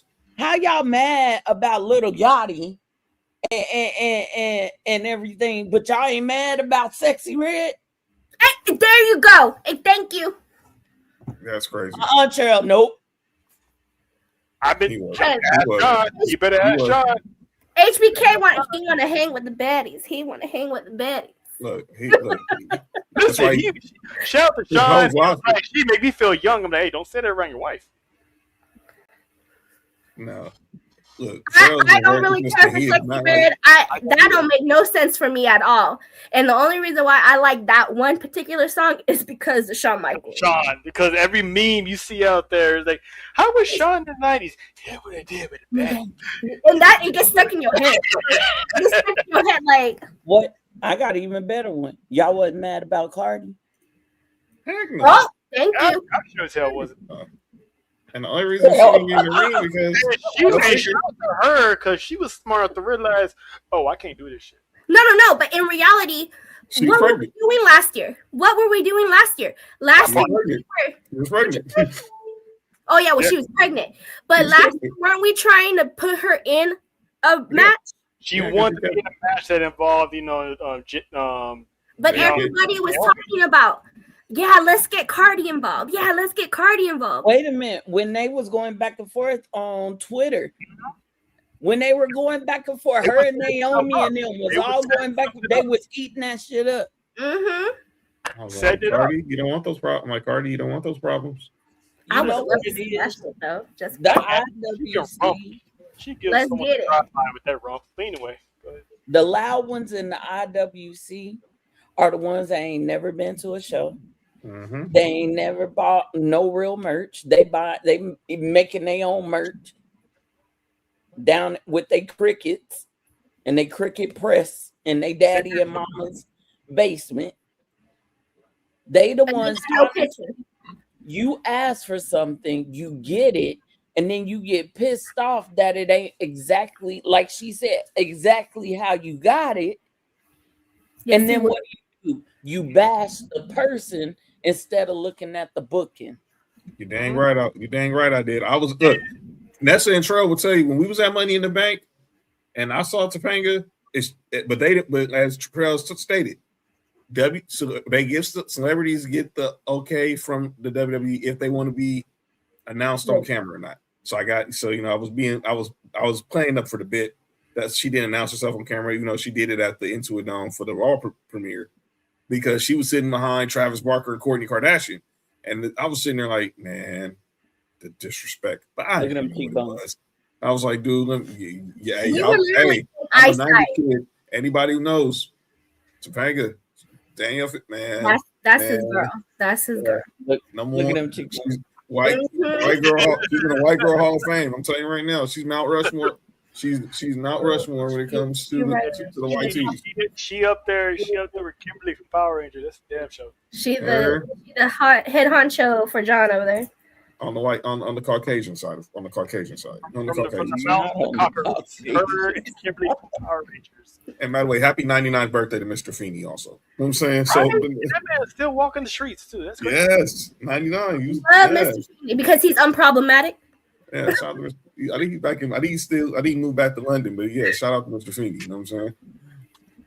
Yeah, man. Yeah, but stupid. People gotta. You can't like necessarily. You can't be happy with one celebrity and then want to dog walk another celebrity. Like as much as I give grief to Sexy Red, it's also an act too because I know she brings in an audience. Like, yo, Sexy Red's gonna be on NXT. Wait, he's twerking with Lola. Oh, I like Lola. She fine. Boom, got a new watcher. Who in their right mind at this age? I'm not talking about art. I'm talking about these younger kids. Who's gonna know who HBK is? Now they do. Mm-hmm. They know him from NXT, and now they do. They don't know him from the 90s. I still don't like. But they got them videos. What was Shawn Michaels like? Y'all have no idea. I have no idea. I still don't like her. Oh, I don't like Young Thug. I mean, Sexy Red. This dude. Why do you think they have a celebrity wing in the WWE Hall of Fame? Look, we're about to see Dennis Rodman go in the Hall of Fame in the next week. What are we talking about? He's never been in WWE, but to John's point, they always have celebrities getting their shine at WrestleMania for the Hall of Fame because they played key roles in history that we can identify. Right. Pete Rose getting tombstone by Kane. Drew Carey trying to give Kane money to not eliminate him, and Kane was like, "Nah, I don't need your money." He's like, "I'm just gonna eliminate myself." I was in the Honda Center when the Great Khali choke slammed Johnny Knoxville. We talk about Johnny Knoxville, Sami Zayn for Mania. That is one of the most entertaining matches of all time. I wish it was funny. Again, I go back to, and this was one of the worst matches, but the most entertaining match. I go back to Snooki because she did her thing. She put in work. Backflips. I was like, okay, Snook. I'm like, all right, Snook. Maria Menounos, like John said earlier. Maria Menounos did her thing in those matches. Did she get the pin? Yeah, she did. She did. She pinned Layla. I was thinking she pinned Layla. Mm-hmm. So it's like it always happens when the brothers get involved. It's like, hey, we don't. Why?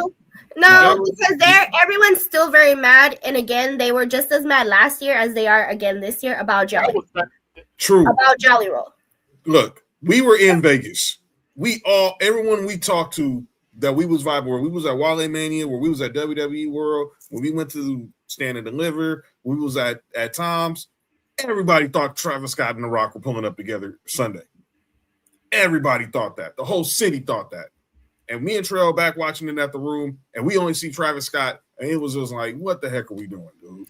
He's gonna take this after that, Travis Scott disappears and killed that whole John Cena Hill run. Mm-hmm. That's where people start hating celebrities again. I was like, y'all hating. I was like, I get Travis Scott. I wasn't excited about it. I definitely still feel like Cody needs to beat his ass for the way he hit him with that watch. I'm not going to lay off on that because he needs to get his ass beat. And supposedly Travis Scott was training and stuff like it was supposed to be him and Cena at Money in the Bank.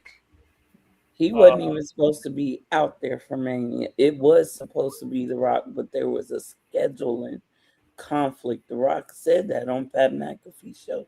And like Trev said, it was supposed to be John Cena and Travis Scott versus Cody and Jay and Money in the Bank. It wasn't supposed to be Logan Paul. Nope. So again, shout out to Logan Paul for filling in for that. So Logan Paul didn't put it in the work. He went from a special attraction to an actual superstar that's in the mid card right now. He's paying his dues. This man eventually is going to be a world champion. It's going to happen. He has the look. He has the charisma. He can speak well. But here's the good part about that. Logan Paul with the world title is about to be quite enjoyable. It As much is. as we can't stand him, he gonna be 17 levels of villain Stupid. funny. Obnoxious, annoying. It's gonna be worse than the Miz being WWE champion for the first time. Yes. Oh my goodness. This is gonna be Monday Night Heat. Come on. Heat. The day Logan Paul gets a world title around his waist. And my final thing on Dennis Rodman. They featured the NWO bit on The Last Dance. Yeah. This was a story that was national news on ESPN. Dennis Rodman is leaving the NBA Finals to go to Monday Nitro and drink champagne and smoke cigars with the whole with Terry. And he was in the middle of practice. Skipping practice to go to Monday Night Nitro. In the middle of the NBA Finals. And still won a championship. Being high and drunk most of the time. See? And that's how they got the mailman involved in that. But that's a whole. But I'm not even gonna talk about that guy. But Dennis Rodman, he got a meet and greet at WWE World. Mm-hmm. But Julia can't. But anyway, let's move on. Let's not get back on that subject, please. We're not gonna go back to that because let's move on from that one. But real quick, because I brought it up earlier, because this is part of the Civil War. Me and Faith were talking about. What did you guys think of CM Punk's pipe bomb he dropped? I like his jacket. Because I honestly thought about John when I saw that jacket. I'm like, that the inside of it too. I will have that. So the funny part about that segment was me and Nessa was like, "Damn, Phil, you're all in your feelings. What's wrong, Philip? What's wrong, Philip?" As soon as that man said, "Lower the ticket prices." Hey, you and who? You and who? JoJo. No, who'd you say? I said JoJo. No, you did not. Yeah, you did. No, you did not. What did I say? I said JoJo. You said me and Nessa. So did. Did I?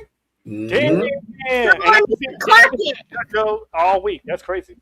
But anywho, me and JoJo was like making fun of this man.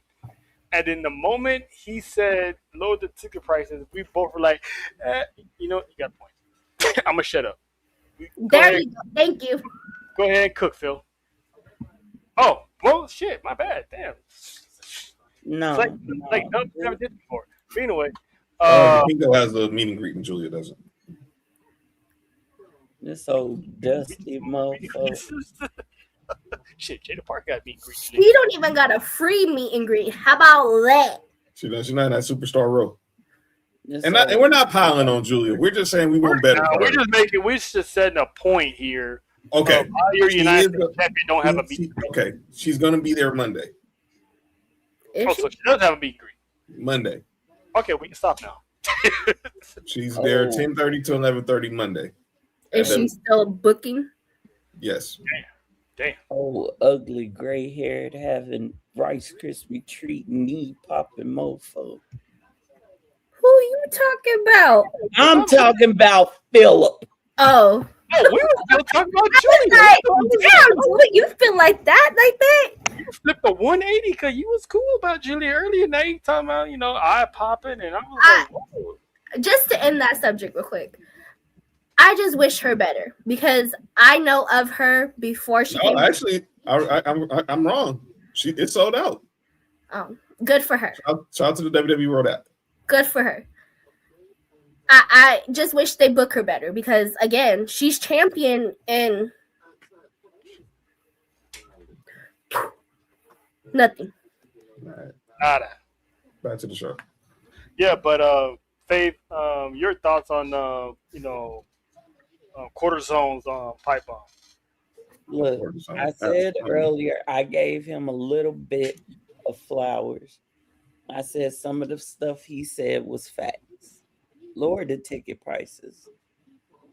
This company was about having families come How many of the superstars today were little girls and little boys sitting in the audiences because their parents or grandparents brought them? Edge, Mercedes Monet. I'm trying to think of some more. Oh, AJ Lee. We all seen that iconic video of her crying when she meets Lita, which is still mind-blowing to me today. Pat McAfee was even in the crowd as a kid, by the way. So I give him his little all that other shit he said was part of the storyline that we were talking about earlier. That's why he called out The Rock. That's why he's continuing to speak about Roman. The only problem is Roman and the Usos are going to be part of that, but not in the way that everybody thinks. Yes, that's what I'm saying. It's not going to go down the way it's going. People think it's going to go down. Philip always drops pipe bombs. He always pops the crowd. He always makes big facts. He plays with the fourth wall. Sometimes he busts through that mud. That's who he is. That's who he is. That still does not alleviate the fact that he getting his ass murked at Mania. Yeah, there will be no repass. There will be no homegoing. No requiem. You just gonna lay in that ring on your back looking up at the lights, and your old ass arm is gonna slowly creep in the air and throw up the one. That's all I want. But did he have points? Yes. I want him to acknowledge Roman. You think he's gonna do it? Oh no, but that's my dream. But he had points, lowered the ticket prices. Him and Pat, like I said, they both made valid points. They both are screaming what we, the real fans, by the way, have been complaining about for years and months and weeks. How many times did Sami Zayn and Drew McIntyre had a damn match on SmackDown or Raw? It's 13 matches. And they flip-flopped the United States Championship with 3 different people. Dragunov, Sami Zayn, and Melo. Yep. What was the point? Like, you took it off of Melo for what? That makes no damn sense. But that's what it essentially, Pat McAfee and CM Punk are saying the same things. The common denominator is we tired of the bullshit. When is the company gonna get back to the company? Tired. When are we gonna see the heart of WWE come back? When y'all gonna stop prostituting the superstars to sell merch? When are y'all gonna stop putting people in catering who could put asses in seats? When we gonna stop all that? When you gonna stop pushing the same funky ass gimmicks that ain't working? When you gonna get minds for the booking? Talk that shit, Faith. Talk that shit. And I don't want nobody coming at me and saying, well, you're biased because your favorites, they're protected. No, they don't. If anybody in the Samoan dynasty was protected, where's Lance? By the way, breaking news. Why Solo still haven't had a WrestleMania match? Thank you. Have some breaking news. Liv Morgan and Raquel Rodriguez are courtside at the Spurs game right now. Of course they are. It is breaking news. It is breaking news. Are they wearing the ugly ass Spurs jerseys? I love my Raquel, but meh. I was here in San Antonio. They were just this is the last part I'm gonna say. Richard Jefferson is more of a Rhea Ripley guy, though. You let these people narrate certain people, certain superstars, and I'm not just talking about Cody because I am. Let me make it real damn clear. I'm talking about Cody Runnels. I ain't talking about Cody Rhodes right now. You let certain superstars politic to keep their storylines the way they want them to go. And how has it gone for you? How has it gone for you? Do you think that if y'all had just overlooked everything Cena said and turned him way back when, Would we had a better turn run then than we did now? Cody has said, I don't know how many interviews, he don't want to turn heel. He don't want to do this. He don't want to do that. Who gives a shit? One thing I could appreciate about that old nasty man that used to be in charge.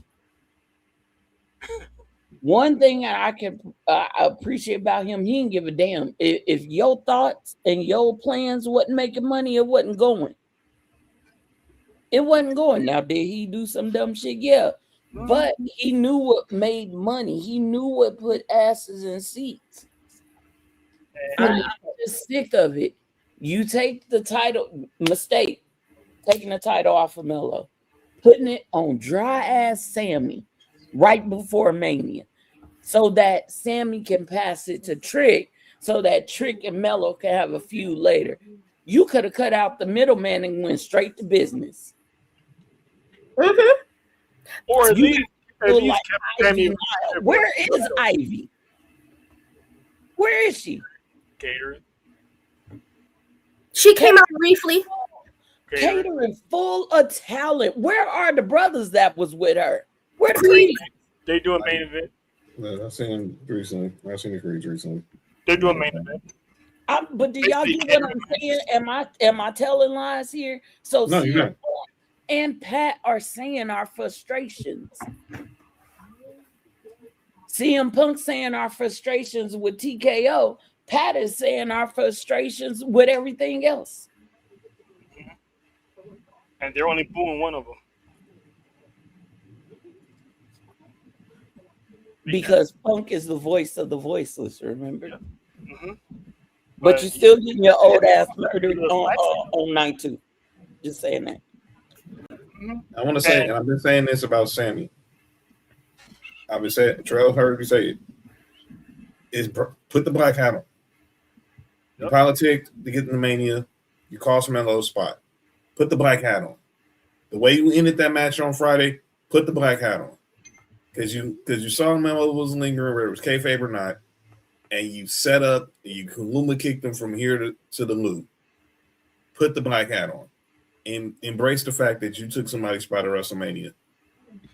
Because you're going to don't take 30 minutes to make a decision, man. Because that man was like, even Trick was like, hey, come on, man. Yes or no? Sam was taking his sweet ass time. Listen, he's playing up this crash out heel turn perfectly. I'm not mad at him because the underdog thing was getting stale. It's been stale for the past 5 years. He's been an underdog for the past 5 years. Been an underdog for the past 10. But anyway, so this little wrinkle here with him crashing out, him taking Orton's advice to listen to the voices, I'm digging that. He's taking the shortcut. The old Sammy wouldn't have won that championship off Melo that way. Mm-hmm. The old Sammy wouldn't have retained that championship. So, it is what it is. But I said it before, it didn't need the United States Championship. Trick should have beat Sammy, had his moment, and then go after the United States title and win it. You'd have to take it. Now, what's Melo going to do? I'm sorry, but I feel like Melo and Trick would have sold way better. It would have. Because they had that chemistry. But you know that they're trying to keep that, as much as everybody would love to see it, they trying to keep that. And Melo hit it on in his promo. It was like, me, I got my receipt for you, but I know where I want to face you at. So it's coming. It's coming. So, but Sammy, where's Dragunov? I know. Is he hurt again? No, he was in the back somewhere. Still trying to figure what the hell they're doing. So, and this is what Faith is talking about in catering. In that championship, it's like we haven't really seen much of Dragunov. It's gonna be a lot. It's gonna be a lot of people. Look, a lot of people just have to understand that there's a lot of people who deserve to be in that spot. But some of these big, I said we was talking the other day. Some of these big names are just their aura just took over. Like, we're gonna go over the card in a minute. I want to find a spot for Dragunov. I definitely want to find a spot for Melo. You want to find a spot for Julia. I want to find a spot for Tiffy. If Chelsea wasn't hurt, or we got to find a spot for her. It's like you want to have, and I get what the creative is. You want to have as many matches, but you don't want to oversaturate. So that's where what happens Monday night is going to be crucial. What happens next Friday night is going to be crucial. What happens the Monday after Mania is going to be crucial. What happens the Friday after Mania is going to be crucial, because we need to see who's going to be leading, who's going to get that shine going into the new season with Backlash around the corner. They're going to Italy. We don't know what's happening with Saudi and summer and for the summer. Yeah. So I go ahead, Faith. I just want to say this. I do feel like Roman not being here this Monday was a mistake. Well, that usually happens after he gets beat up. But I thought that too. But I'm gonna say this, Trail. Roman beat the dog crap out of Punk, and he showed up. Yeah, Punk made a point on that one. I think that Roman not being there for whatever reason, and I understand being a full-time parent, I kudos to him on putting that above everything else. But I think this whole moment with Punk on Monday made him, unfortunately, look very strong. Mm-hmm. Although it's just talk, he looked very strong on Monday. Now I'm waiting for the return of Roman, because you got to, this is the go home show. And whatever happens on Monday is going to tell a lot. So is Roman just going to come back and put his hands on Punk, put Punk through another table? If that happens, I don't see Roman walking out with the title. I think the family's going to be involved. We in Sacktown. I need all them mooses in that whole arena. I need them in the seats, in the front row. I need them in gorilla. Y'all need to scare the shit out of this man. I don't think we're gonna get that, Nessa. As much as I wanted to, I got a feeling something flipped. Something flipped, especially with this particular storyline. Because I'm gonna tell y'all something. For the first time, the streets stopped talking.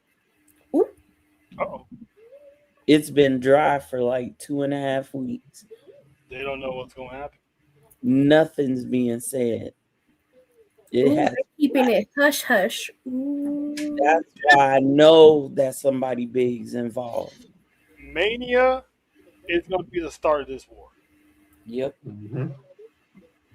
And it's going to start with that match. It's going to start with that match. Watch. Mm-hmm. Whatever happens, it's going to go down. And Roman, don't forget my threat. It was a threat, OTC. Don't forget what I said. You roll your ass out to that ring, Mania Night 2, in some loose fitting pants, and me and you got to throw hands. I better see them tight black pants. Don't play with me. Don't play with me. I mean, shit. I don't need nothing. I'm not getting that conversation. Just, ladies, be on your back. That's all I'm gonna say. I actually think that person's gonna show up, him and his brother, at Mania. The Summer Loves comment. Jeff Hardy. I agree. The Hardy boys are popping up at Mania. Well, Matt Hardy's doing a lot of talking. A lot of hints. They got the partnership with TNA, so they can just easily just have them take the bus. Like, here you go. Yeah, especially now that they're not, TNA is not letting their superstars compete in matches with a certain other promotion now. Yeah, they pulled that. They pulled that. There's AEW stars supposed to face TNA stars at a indie show, and they're like, nope, we ain't doing that. It was Ricochet versus Neon Slater. Could y'all imagine? And it was going to be MJF versus Barrett Bronson. Could y'all imagine the Hardys versus the Or Nick Usos Nash. versus the Division? Oh, that's gonna be good. That's gonna be good. But somebody getting cursed. You are cursed. But let's get on to Why Fab we 4 here? Mania. Why we here? Let's get on to Fab 4 Mania. Fab 4 Mania Night 1 because we're most definitely be in the building. This is what we looking at on Night 1.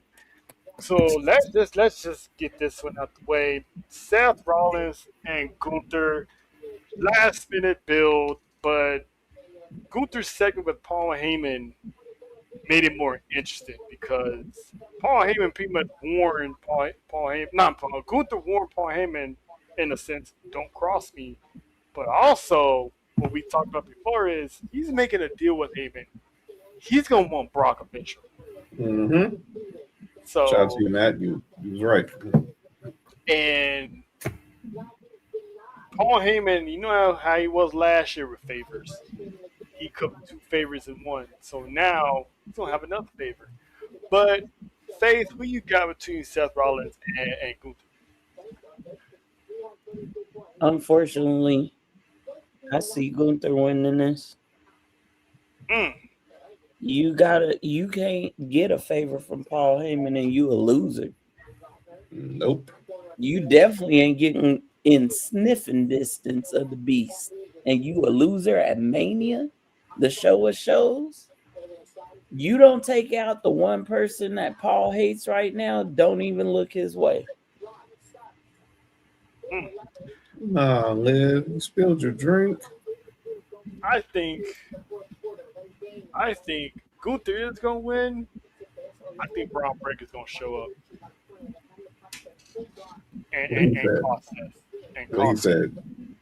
Because Seth can't afford a clean loss like this, and he just got cleared. It's got to be some shenanigans. He eats a spear and he gets put in that chokehold and he passes out. I'll take that. That's what you got. Oh, ew.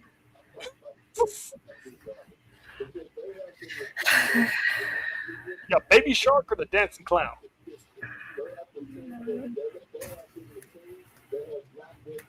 Yeah, Gunther? Damn. You got Darth Vader? What? Yeah, Darth Vader. Dun, dun, dun, dun, dun. Anyway, only because I feel like Braun Breaker is gonna just come out and fuck shit up. That's the only reason. John, you echo those sentiments? Yeah, I got Gunther, and I think Steph's going to eat a spear from Braun, and that's going to set them up going forward. All right. So one of the matches that's kicking off the WrestleMania on ESPN 2, Jacob Fatu, a.k.a. Mac-10 Fatu, against Drew McIntyre. Babe, I'm not even going to ask, but I still want you to say it anyway because some people just now new to the show, new to you. Who you thinking?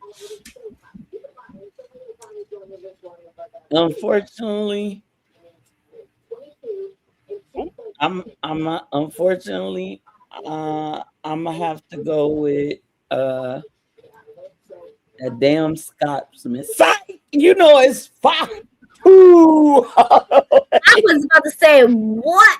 I'll wait for Fred to give me a good ass, lectural educational reason why she was going against Fatu. I'm like, girl, I was about to hit her with the get the fuck out of here. Jacob is about he's about to scalp this boy. This boy, he about to get the whole brakes beat off. I'm so tickled for this match. I'm so excited. I'm pissed it's gonna be for free. Well, no, I'm not. Y'all, everybody tune in and get a little look at the werewolf because what Jacob said is 100% true. Drew, you stepping into his world now. Street fights. He didn't live it all. He's lived his life unsanctioned. I hope you're ready, Drew. You ain't never had an ass whipping like this. We'll see you when you get back from the movie. Bye-bye. Bye-bye.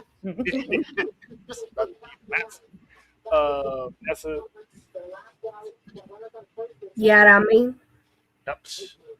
So, John, this is I hope unanimous. I hope Mark Davis got good insurance. I'm just saying. I hope Tom Brady done told him to get some house insurance on the stadium, because they might take this all the way up to the Al Davis torch, which would be good because they might pass by us in the seats. But they're gonna beat the living crap out of each other, and I can't wait for it. We saw what happened last year with Drew in the Sin City Street Fight with Damian Priest.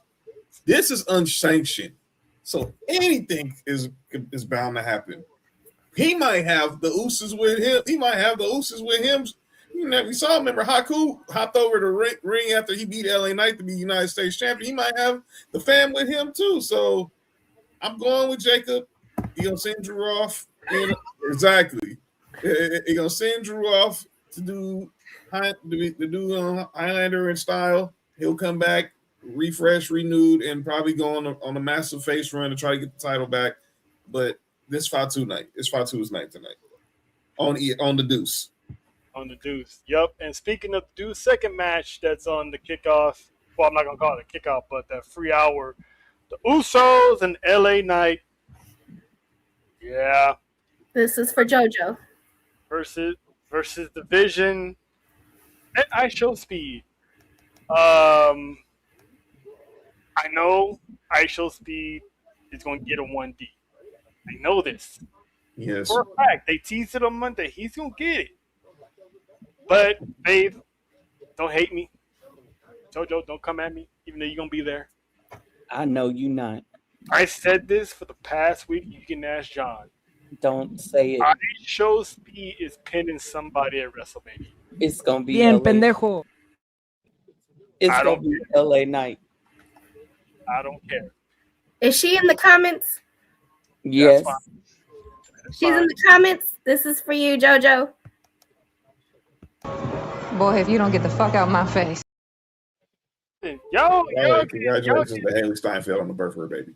Y'all can go with this with like, you know, heart first and throw the logic out the window. But this is setting up I Show Speed to pin somebody. And at first I'd say he's gonna pinch. That's cool. I probably never mind. Oh What? I ain't saying anything.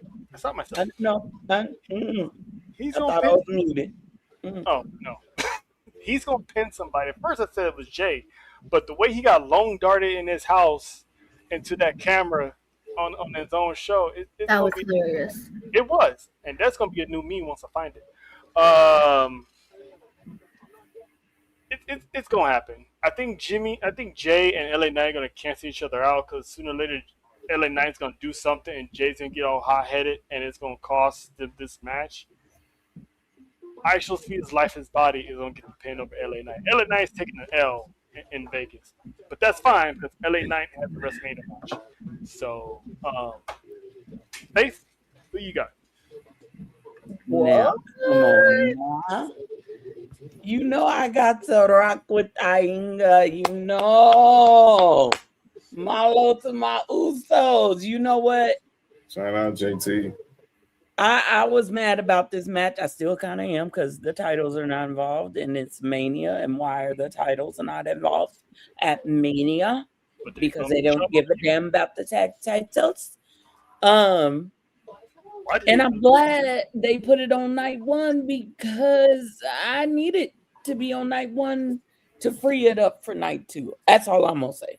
Mm-hmm. I know why. And the Usos have history of working night one and showing up Night two. night two. I'm going with my Usos. Let's just say blood. The Usos should have had the tag team titles because I needed them to stand alongside Roman Reigns at the end of night two with all the belts in hand to have people thinking, the old bloodline is back. We gonna talk after the show, Trip. Okay. But yeah, they to me until for the notice they dropped the ball on now. John, I think Speed's he's not gonna like a novice. He's not gonna like a scrub in that match.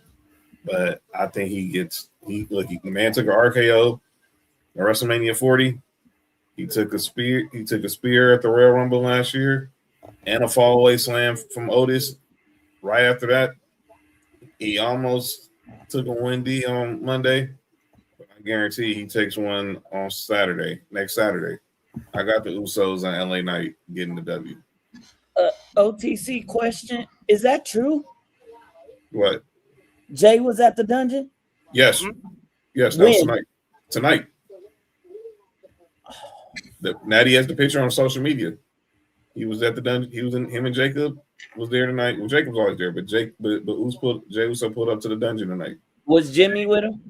Nah, he was by himself. I'll be back. Shit. You know, He had his arm around, but he had his arm around somebody, but they had her face covered. And no, it wasn't Jada Parker, people. So don't go there. That ain't why I gotta check something, motherfucker. I'll be right back. If Jay is at the dungeon, he's gonna be ready for Mania. Hands down, he's gonna be ready for Mania. It's what he gonna do at Mania that I'm scared. I know what he gonna do. What you gonna do? War will begin at Mania. WWE Women's Tag Team match, Fatal 4-Way. As of now, it's a Fatal 4-Way. I got Nia and Lash walking out. Champ still. You know what? This one's a hard one for me. It really is. God. Okay. I want Lash and Nia to retain because I think they are doing something good. And I think Nia is stepping into a new part of her that maybe she hasn't before. Mm-hmm. But I honestly don't think they're going to retain. And I think my two options that I think, and I'll tell you which one out of the two, it's either going to be Bird Lady and Bailey or the Bella Twins. I think it's Bird Lady. And if they're dropping the title, it's Bailey and Lyra to pretty much make up for what happened last year. Thank you. And then the Bella Twins eventually later on down. Yeah. Did y'all see her promo with Byron Saxton? Mm-hmm. That's what made me feel that way. And shout out to Byron Saxton. My condolences to you guys. Yes. Yes. That was mom.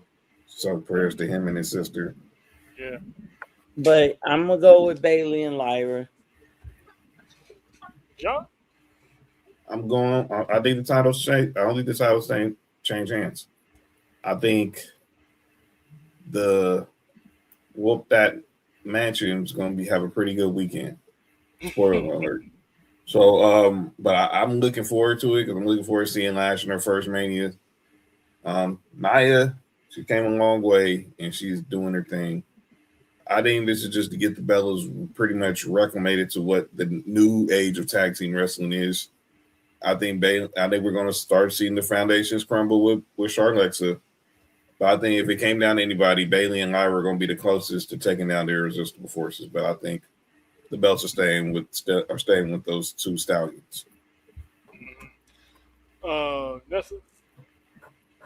Honestly, that was my take. I was like, if Nia and Lash are not retaining, I feel like they're going to give it to Lyra and Bailey. What a moment for Bailey that would be. Exactly. That's the only reason why. I don't even... Two Wings, I don't really... You know how I feel about Two Wings. But she's attached to Bailey. No more. Huh? She doesn't use the wings no more. I know she don't. She still barbecue Two Wings because Kev. Shout out to Kevin Housen. You are cursed. But if they don't retain, I feel like the belts are definitely going to Lyra and Bailey. I think Charlotte's about to go on a singles run. So I'm with John. I feel like Twisted Royalty is about to get. Great. Let's keep it with the ladies. The most underwhelming, least hyped match on this card. AJ Lee, Becky Lynch Women's Intercontinental Championship. I've always picked AJ to lose at Mania, so I'm going to have to stick with it. Despite Becky Lynch now being the challenger, I'm still going to stick with it, unfortunately. So I got AJ. Faith, who you got? I am I'm so uninvested in this match. I'm with Faith. I'm just so invested in this match. And after that promo, by the way, Becky, I'm disappointed in you, girl. After that daughter line, you let her walk away clean. Couldn't have been me. Mm-hmm. Shut the rules. Mm-hmm. God, I don't even care. I'm gonna just go with AJ Lee. No.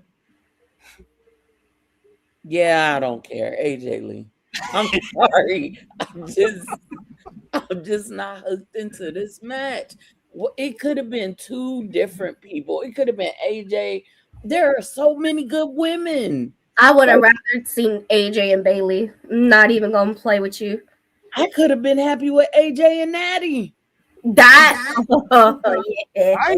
called for AJ and Roxanne, but that too. Roxanne had to take got hurt. Yeah, so shit. Because she did make a claim for that.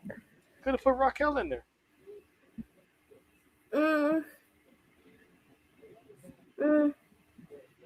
Just, God. It's just, we've seen this Becky AJ thing. I thought it was over when that should have been the payoff when AJ beat Becky. Yes. There shouldn't have been a rematch for it. Yeah, it should. Now you got Mother or No, I got AJ. I think it's a closed chapter. Move on. But honestly, I'm picking AJ too. I don't want Becky to win. AJ, and obviously you try to manipulate Danhausen and Becky, so you can't win. Yeah. She better not go back and mess with Danhausen. She might get her ass cursed. Oh no! Please don't curse Becky. No one wants that. Like, listen, I'll give you money that I don't have for you to not. Nah, I will give you money. Look, I love y'all so much. Now, from the least built-up match to the most important match that. JT, don't take this off, please. Oh hell no, JT! What the hell? JT, we had a very beautiful moment earlier. Do not make me. I get what he's saying. There's history there, but the thought of AJ Lee and Nikki Bella. Don't nobody want to see that dry. How about no? Do it again. Thank you. How about no?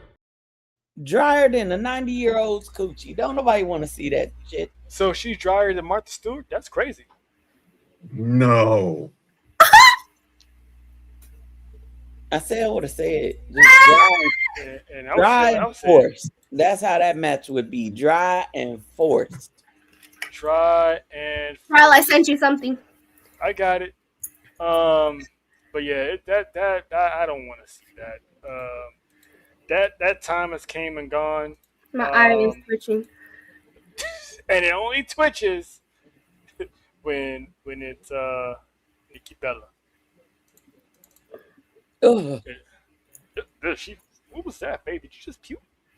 Almost. And this is on behalf of me and Nessa. This is the judge of That's it. Love it. I know what Danhausen is growing. Look, Shout out to Midas, man. I cannot stand this pinche vampiro because he's a vampire. He's Danhausen. You can't sit here and curse my man and think you're gonna get away with it. But you funny as shit, and you're more than welcome for the next 2 years to curse the Bella Twins. All you want. Okay? Hey. What did he call them? What did he call them? Thing 1, thing 2? Yeah, go. Yep. The Bella clones. There you go. Clone 1, clone 2. And Danhausen, can you please, just one good time, please team up with R-Truth? I'm begging you. That was I'm telling you guys. the best ever. If The best thing ever. If WWE is smart, there's gonna be a segment at WrestleMania, Please. and Archer's gonna be like, Asuka, don't you have a match? And then somehow Truth is gonna get cursed. And I need the Miz involved. Those three together. I don't care what he is. I'm calling him a vampiro. I know. Me and JoJo talked about this. He's Danhausen. Who's it? Oh no! Oh no! Oh got no! cursed? No. What, Jonathan? I was again looking at that picture of the dungeon. Nikki's in there. Huh? Nikki Bella's at the dungeon. No. Like I said, Jay's there, and I told you he had his arm wrapped around somebody, but he had the face covered. It was Jada Park, wasn't it? Yeah.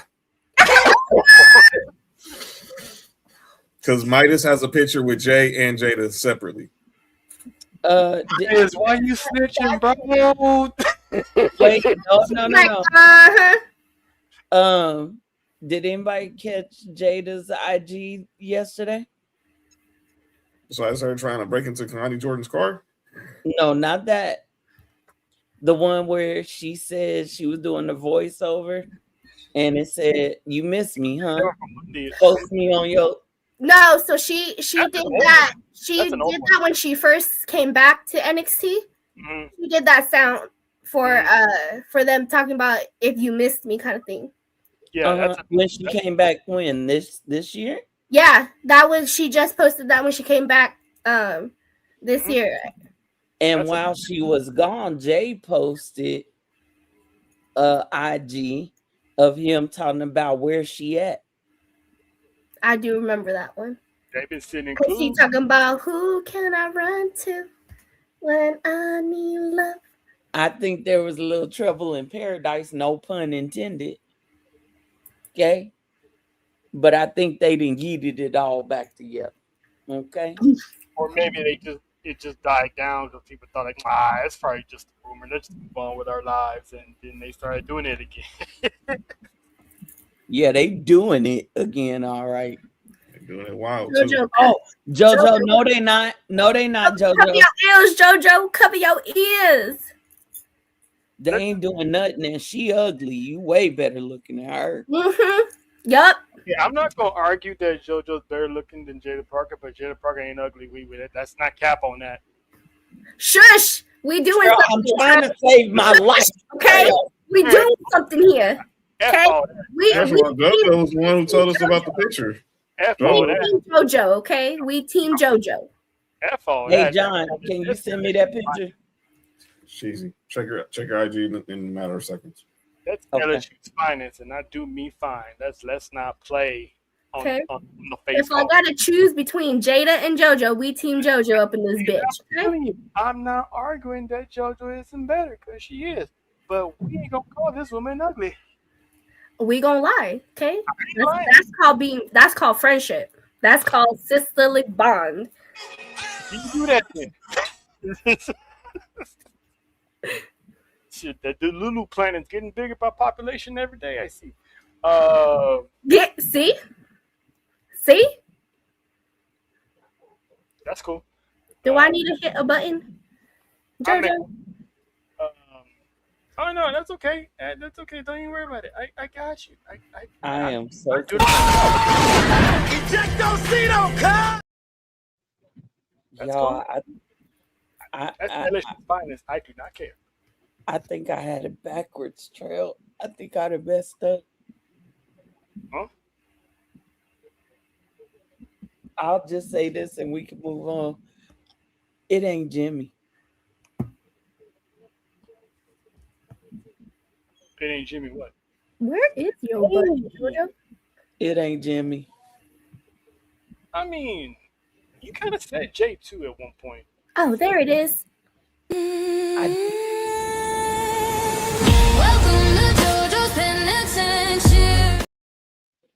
You got time, but I'll gladly go there. Bury underneath 6 feet. That's cool because Faith, check your Twitter and your IG.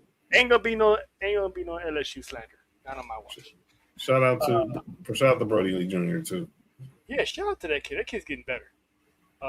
He's been training. He's been hungry. So shout out to him. Miami boys. That's what I'm saying, JoJo. That's all I'm saying. I'm just saying. Ooh. Yep. Ooh. So the next match, Stephanie Walker, Liv Morgan, the Unicorn versus the woman with the devil horns. Bars. That's a don't pretend you love this woman because the moment Dominic Mysterio kicks her to the curb. Oh, I don't give two fucks. I don't give two fucks. This is one that could go either way. Mm-hmm. Bob's still picking Stephanie. Hopefully they give her a Wrestlemania moment, have her win and retain the World Heavyweight Championship. Because as cool as it would be to see Raquel chase Liv Morgan for the championship, technically we only need the title for this feud to take place. So I still got Stephanie, even though Liv might win. Faith, who you got? As pumped as I am for this match, y'all,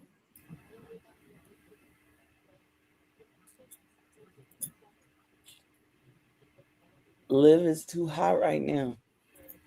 Mm-hmm. Liv is too hot right now. And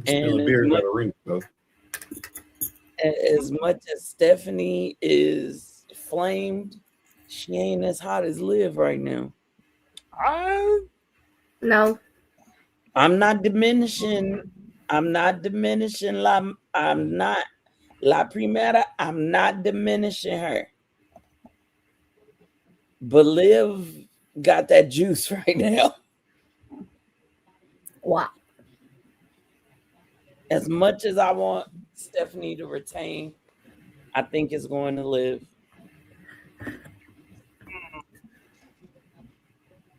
I guess. I know. I'm sorry. I did your. I No, did it's fine. It's fine because know. it can still go Liv's way because there's too many variables at play for Liv Morgan to lose and to win the championship. Mm-hmm. So well, hold up. Wait, none of the matches on this night have a betrayal. Well, maybe Liv. But that's what I'm saying. None of the other matches do. And at Mania, you got to have that big betrayal moment. Maybe the Usos? No, that's not. We'll talk later. Shit, come back to me. I don't know. Why am I in a box? I got snacks. I got drinks and snacks. We good. You picked Liv, that's why. You got some hot chocolate. Yeah, we whatever you want. We good. Okay. Country accent strong in 2026. So that's it. Safe to say. Look, again, I said these are both my girls. I love me some Stephanie. I really can't wait to see Liv take a devil's kiss. I can't wait to see that. Live and in person, by the way. Yeah, exactly. Because we saw that Rhea on. I was loving that one on top of the ladder. Like I called that shit too. Anyway, I get what you mean by Raquel and Liv don't, but in reality they do because that's gonna be the whole point. She's gonna be jealous. Without that title, it's not gonna go anywhere for Liv and Raquel. It really isn't. That whole breakup is going to be based off the title and her being celosa because she's big mommy cool. She's strong. She's this. She's that. She thinks she's better. Mm-hmm. So the title's going to go to Liv. I mean, I could be wrong. I've been wrong already. But let's not forget the PLEs in May. You got Backlash and Clash in Italy. Stephanie could still walk out as champion at Mania and then wind up dropping it at one of those two PLEs. You know what? Liv and Raquel feuding is the big sister of Soul and Zarya feuding. pretty much. But again, we said Raquel's gonna be that variable, and or Roxanne, but I feel like it's gonna be more Raquel. I'm still gonna give it to Liv though. As much as I love Stephanie and I really love her reign right now and everything that she's doing, everything in me is saying Liv, and everything that I've seen the way WWE is promoting this shit is Liv.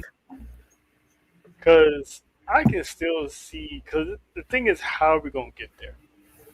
Because if Liv rubs it in that she is a champ, blah, blah, blah, and Raquel turns on her, it's going to make her look like a heel. Well, in that sense. But if Raquel accidentally messes up, she can get yelled at on Monday night, and Raquel can turn on her. That doesn't mean Liv still won't wind up with the title down the road for Raquel to eventually chase her for that title. But we shall see. Like I'm loving this storyline because you don't know how it's going to play out. I'm just seeing more of a bigger picture on the way, not just storyline wise, but the way WWE is promoting them. Mm-hmm. And I think this is going in at SummerSlam. Raquel versus Liv Morgan at SummerSlam. That would be the match for Raquel in her biggest match of her career. And maybe it is for the World Heavyweight Championship. Who knows? I think there has to be Liv at Backlash too, Trill. That's what I'm saying. Stephanie can still win, and Liv gets that Backlash rematch because maybe she got screwed by maybe Raquel's mistake. Oh, my bad. Okay. Yes. And she somehow gets into that match, or maybe Raquel gets into that match as well, because she technically still wants another shot at Stephanie. She's either getting it here or in Italy. How about that? Oh, forgot about Italy. But I'm still picking Liv. That's still gonna be my take. John? This is the match I'm looking forward to the most for night one. And I just got a feeling Liv Morgan's wanted this moment has waited for this moment her entire career. This is the night she finally gets her WrestleMania moment. Stephanie Vaquero gonna have plenty of WrestleManias where she's gonna be getting top billing. But this night's gonna belong to the blonde. And I'll leave it at this. Remember what I always say: because you win the Royal Rumble, don't always mean you're winning a championship. That's right, and we've seen it. We saw it last year. With Jay, but if you look at the women's Royal Rumble, the women are more likely, if they win Money in the Bank, they're pretty much a certainty they're going to successfully cash in. The women's Royal Rumble has not been so successful. Asuka didn't win. Becky Lynch won. Charlotte Flair won. Bianca won. Ronda Rousey didn't win. Rhea did. Bayley did. Charlotte Flair didn't win last year. So, granted, the percentages are high that the woman wins at the Royal Rumble. The Royal Rumble woman wins. That is not guaranteed as it is with Money in the Bank. And Money in the Bank, every woman who's won Money in the Bank has successfully cashed in. Knock on wood. I would put Roxanne in that Money in the Bank. I was just thinking that.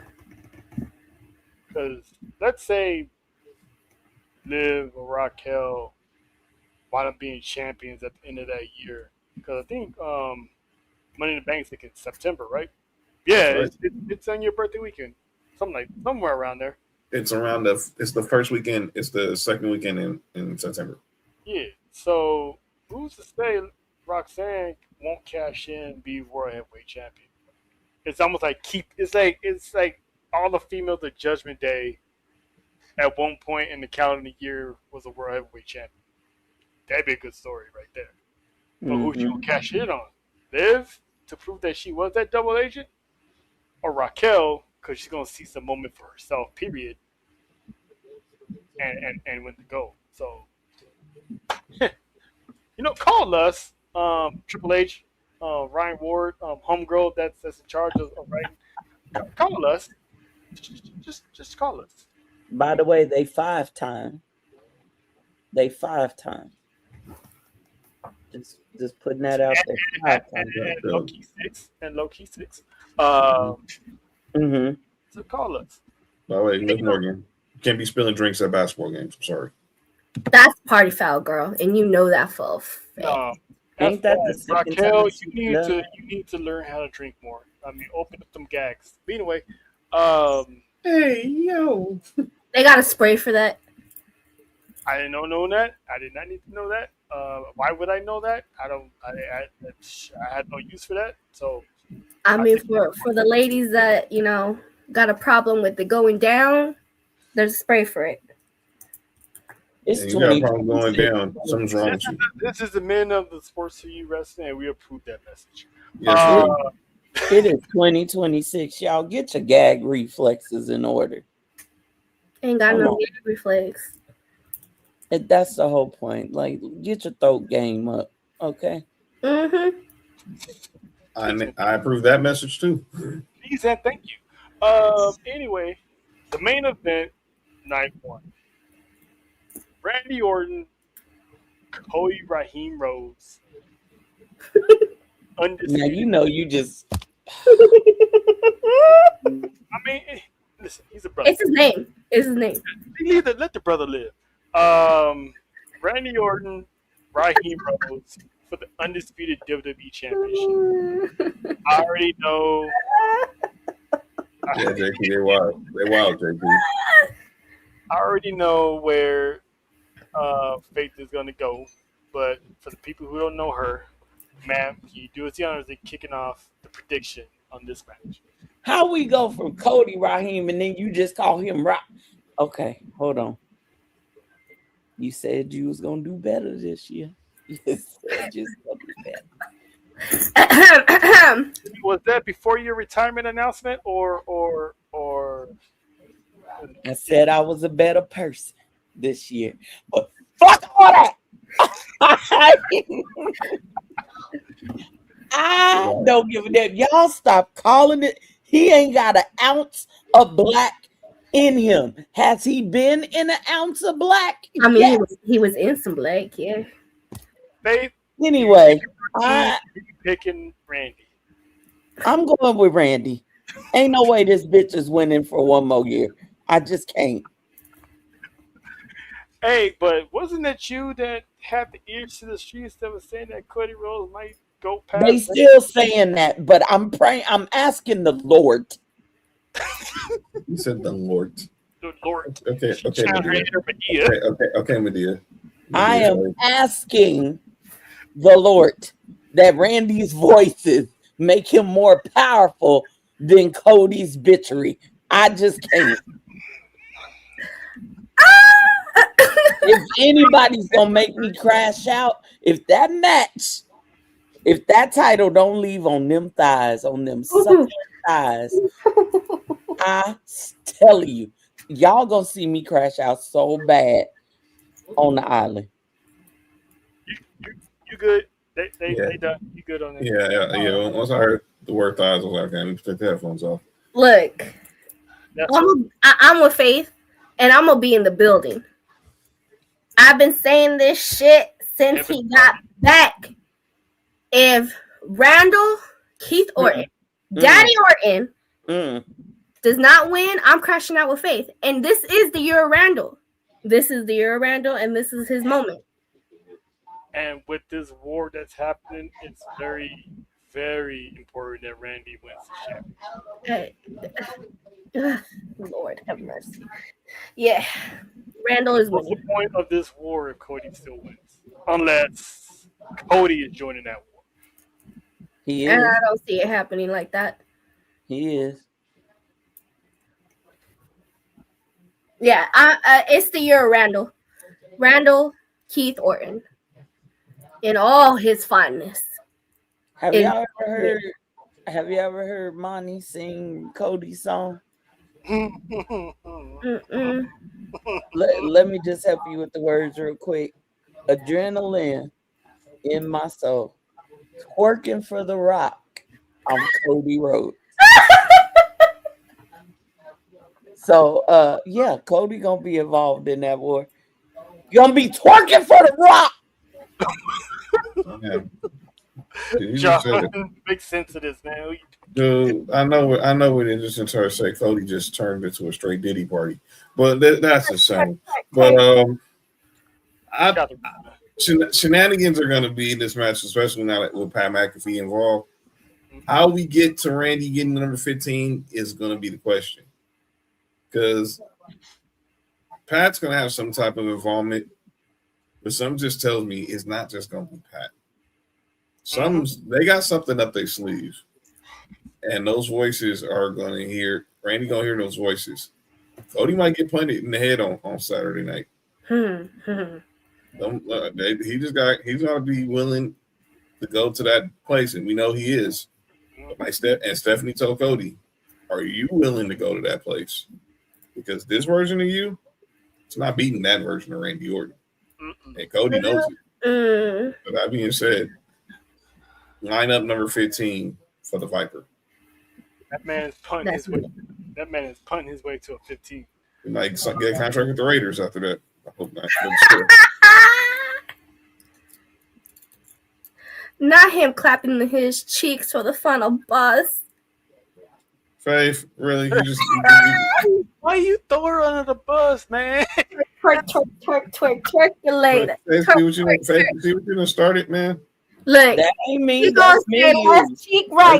I said what you gonna started. Now you got people in the comments talking about basically thinking that Cody's is C Diddy now.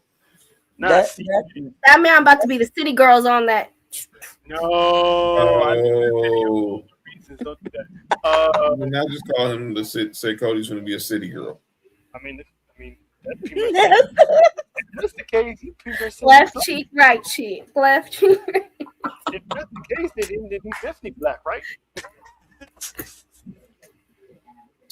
Get your throat game up, Cody. The oil sold separately. Oh shit! Not the Cody oil. Cody, again, I say, if you need some help, there's spray for that, baby. It numbs you. Maybe it helps with the list. Anyway, Faith. Faith. I'm gonna need your chill. Today's show is brought to you by Pure Romance. All right, that's pretty much night one. Now as Sloan said it so perfectly, let's move on to the night that's. Cody, Damn.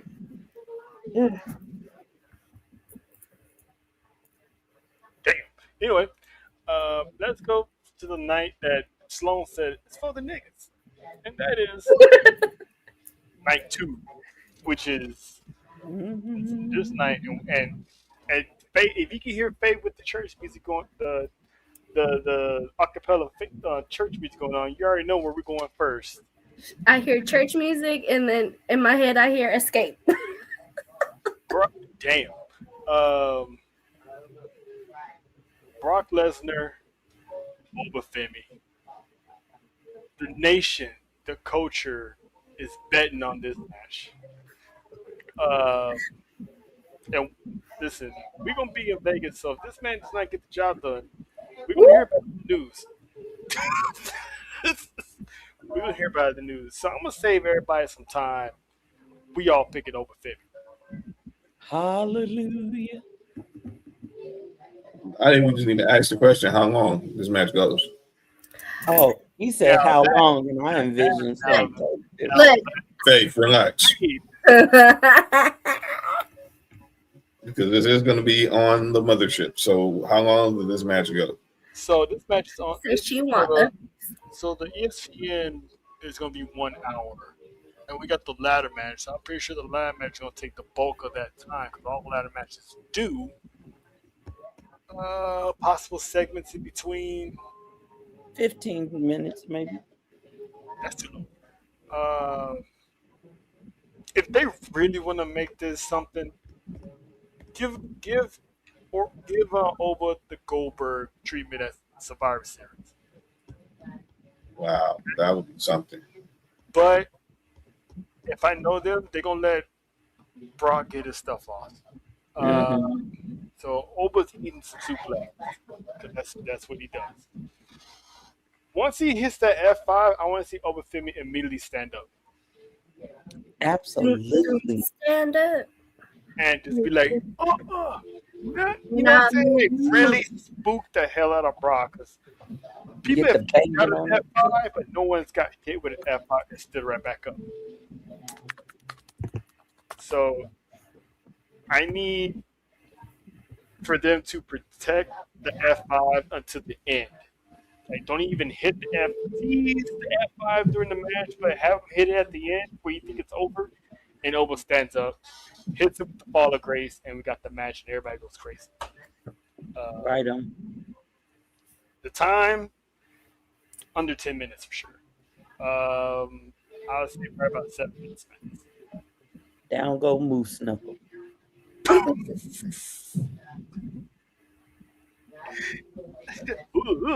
All right, so we all picking Oba. I don't think this match is ending with the win. I'm gonna say like I said last week. It's gonna be a DQ. Or it's not even gonna happen. The bell is never gonna ring. They gonna attack each other like they did on Monday. So this is not gonna be a one-off.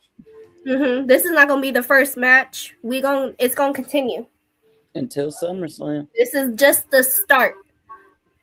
So I don't think Femi's winning. I don't think Lesnar's winning. I think we're gonna get a brawl. Oh, Moose Knuckle. Think of all the Moose Knuckles out there. Intercontinental Championship match. Ladder match. Jojo, I'll tell you who later. Oh wow! Dragon Lee, Rusev, Rey Mysterio, Lord Farquaad, Javon Evans, Penta. I got Javon Evans winning the title. I got a lot of anger about this fucking match. I'm mad. Ooh. Tell me about it. Why? Okay, first off, I'll tell you my pick. I'm going with Javon too. Secondly, why? And y'all know what I'm talking about. Why? Why are they in this match?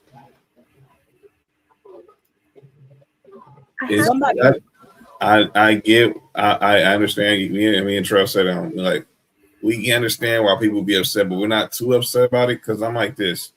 I'd rather have Ray, as much as I would want to see like a Melo or Ray Phoenix or someone from AAA in the match. If you're not giving that person a real chance to get over in the match, let this be a spot. Let this be a showcase for Javon Evans and Dragon Lee and Penta. And another reason is this is the Raw title. Yeah. Only Raw superstar is going to be in this match. I totally get all that. Didn't this man not just come back from cracked ribs? I said that. I'm afraid this man's going to get hurt again. I think he just knows. I think he knows this is his last Mania. You guys, and I saw this earlier and I mentioned it earlier. What if this can be the biggest what if?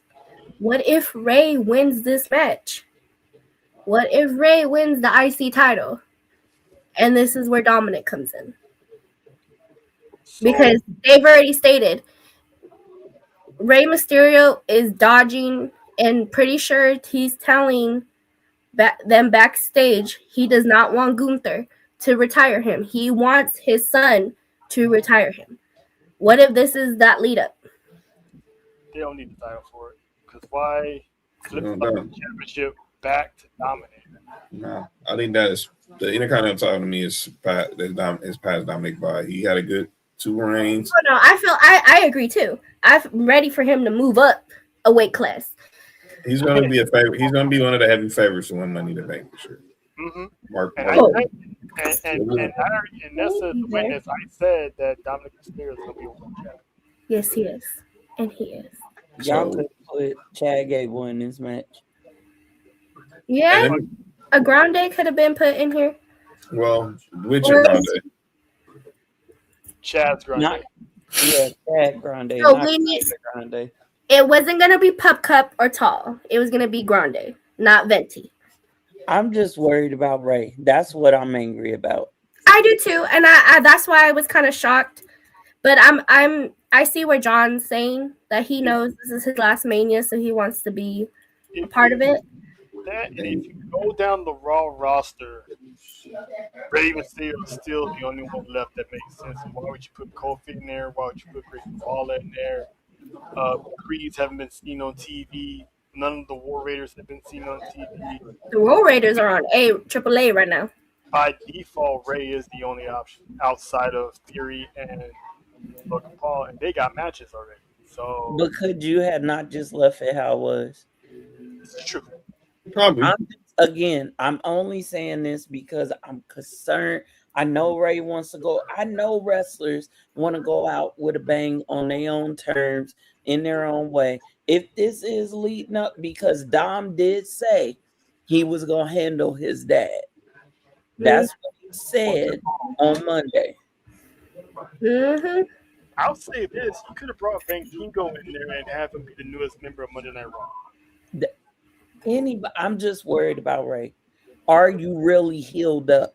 Because I feel like you feeling good, and then they tell you, "Oh yeah, you cleared," but you cleared could mean the minimal amount of being cleared. Mm-hmm. And then they say, "Well, Ray, this is what it is. We could clear you, but we suggest you take more time." And Ray could be like, "Nah, I'm back." So here's my pick. If Penta isn't retaining, I kind of see them doing that for Ray at least. But if not, I don't see Javon winning. Not yet. So Penta, either Ray or Penta. Those are my picks. June. I'm picking Javon. It's either him or Penta. It's him or Penta. Either Penta's retaining, because if you've never seen Penta in a ladder match, like us three did last year, Money in the Bank, or me and Trell when he was in AEW, you're in for a treat. This man lives for this match. Mm-hmm. And Javon, after that OG cutter he hit on Monday night against the Americanos, I think imagine him trying to do that off a ladder. I think he's gonna be Jeff Hardy up in this bitch. He's definitely going to be the human highlight. He's going to be the Kofi.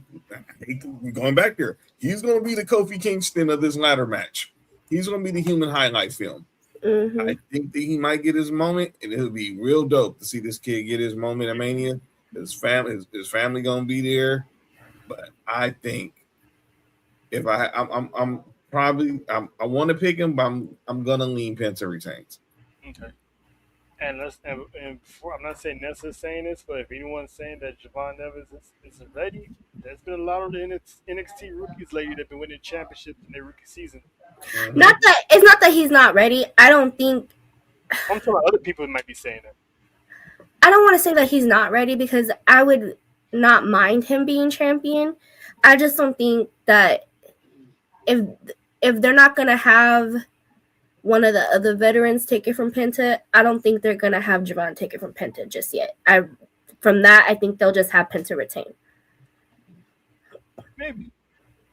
But I feel like Javon is definitely gonna shoot all the way, and he's gonna have a very good match. He's gonna be bouncy. This kid's gonna have Stu. Stu, be ready to run down the ramp Sunday, Stu. And let's say shits and giggles. if Javon does win, Last Legend retains. Mm-hmm. Williams win. Obafemi gets his dub. Jade. Engine. No, I'm going through with this. I know you're going. He is These, NXT. one, Is these cool. guys are having a good year as NXT rookies, and two, when will the Triple H apologies start kicking in? And I think as more happens, they definitely gonna have to start giving Triple H some apologies. I'm just saying. Speaking of Trick, on one half of Jodeci, Trick Williams and Swap Meet Sammy for the United States Championship. Is this a unanimous decision that Trick Williams is winning? Whoop that trick. Whoop that trick. John, His entrance is gonna be so dope. that entrance in Vegas is gonna be lit as hell. So John's got Trick, and I'm not even gonna ask Faith, because she got Jodeci. Do I even need to say anything anymore? No, because it's gonna turn into another hate speech, and you don't need. No, to say I'm not. I wasn't gonna hate speech. I wasn't gonna hate speech. No, never. Yes, you would. And I'm here for it, but yeah, we all know you picking Trick. We all picking Trick. Shout out to the coach. Lemon pepper steppers. Oh, please let me know we're gonna have lemon peppers. We are. With Mama Rose's queso. Oh yeah, man. And I was telling John, get ready for that queso. That's all I'm saying. Get ready for that queso. Jay Cargill, I'm just talking about Cholula Green.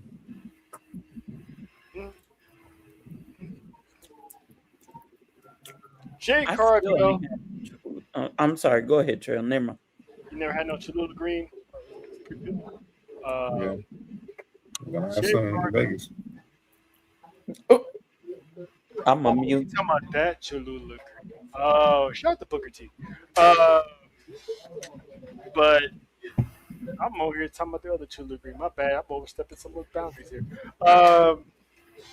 Jay Cargill, Rhea Ripley. We all, at one point, automatically took Rhea, even Nessa reluctantly. But now the baddies are in the mix now. And I did say it changes the outcome prediction just a little bit. Mm-hmm. Does Rhea Ripley still get the job done? No. No. I'm going with Jade on this one because the baddie is gonna prove dividends, and if they don't go with the Asuka Io match, I think Io's gonna try to help out Jade, but she's gonna get the numbers game is gonna play the biggest part in this. The numbers game, and I think Asuka might show up too, just to get rid of you for shits and giggles. Mm-hmm. So I got Jade. Faith.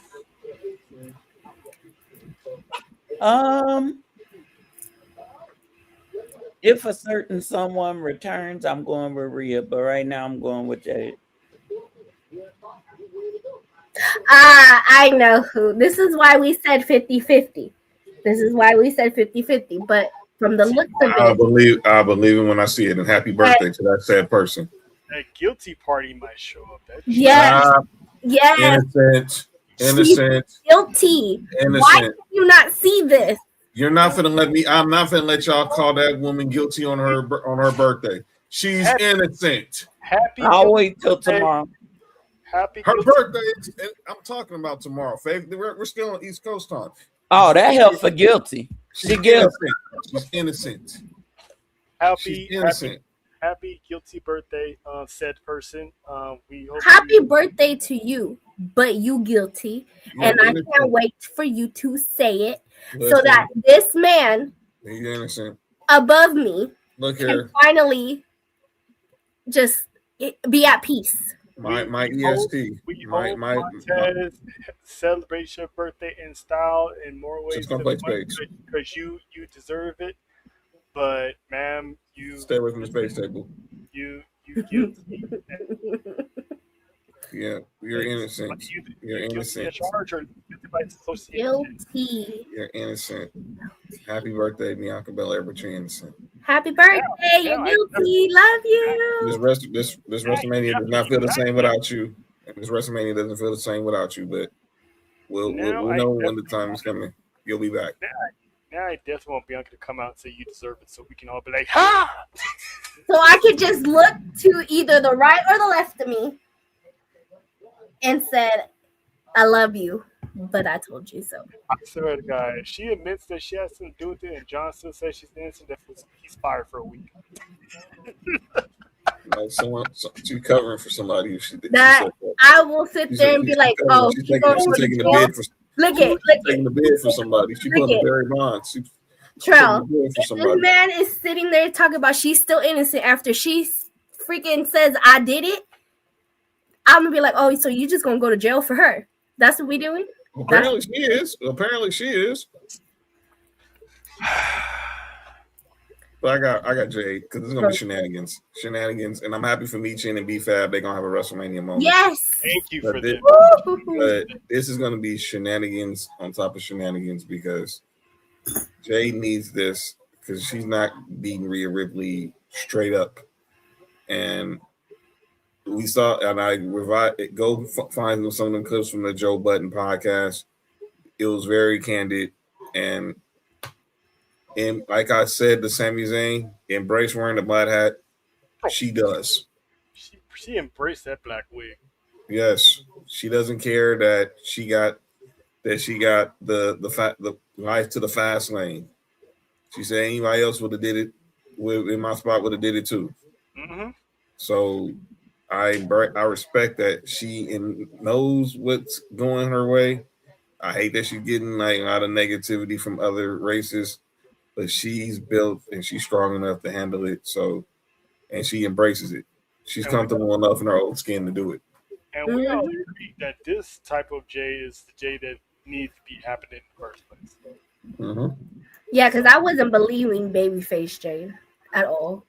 Well, that was because, and that also just was showing Triple H knew how green she was in the ring. So, best player to make sure don't show her limitations, and then put her with two of the best. Yeah, and I agree. I totally agree. Now, do I feel like she should have went to NXT? Yes, very much. But you know, it is what it is. Her NXT with AEW. Pace is a pace, and Jade is winning. Mm-hmm. Mm-hmm. Again, unless a certain somebody shows up, but until we get any kind of confirmation or any kind of whiff of it, Rhea is not winning. She is not. Damn, that means we still got her on Raw. Oh fuck! It is what it is. Jade's winning. No, I think Rhea's moving to SmackDown. I think so too. I'm here for it. I've been saying that since the last 2 years. Exactly. Move that to SmackDown. Need some star power. That women's division needs a needle. Needs a shot in the arm. You know why exactly? She don't watch SmackDown. I watch SmackDown. That's called for it. The less time she sees Jade Rhea on her TV, the better. So. Mm-hmm. Don't be telling my business like that. Ended. Next, Dominic Mysterio and the Demon Finn Balor. And some of the people, including the PT Jobbers, supposedly upset how WWE just announced that the Demon was coming out. Agreed. I agree. But here's the thing, though. Every time the Demon has come out, Finn has alluded to it ahead of time. Yes. And that's the thing, it's contradictory because Finn was on Cody's pod. He said he hates when they do it, but then don't allude to it. Mm-hmm. That makes the mystery better, but when you alluding to it, everybody can put two and two together. Who would say that video was his idea anyway? They probably already said, okay, we're gonna bring out the demon with the eye thing. He probably said, no, I don't want to, but he's not gonna not have it. You know what I'm saying? Be like one of those people, the boys in the back who are just grown to a politic. He has to do his job. Yep. But like we were saying earlier before the show went on air, we don't know what kind of demon we get. I'm hoping this is a whole new demon that we're getting, because Roman killed that demon with that debacle of a championship match, and Vince McMahon put the burial on it when he lost the Edge. So I still got the demon Finn Balor, and I'm sorry, Nessa, even though you agreed when I said this the 1,000 times, I need Dominic Mysterio to get destroyed.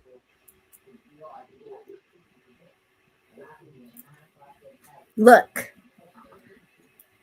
this will be the only way that I will be okay with it. Okay, I know we said this, we've talked about this shit. It's been about a year already that we've talked about this, and we're finally getting it. Mm-hmm. Number one is that the demon comes out. Bingo. Number two, if I don't see them damn thighs, Dominic Mysterio better win. Okay?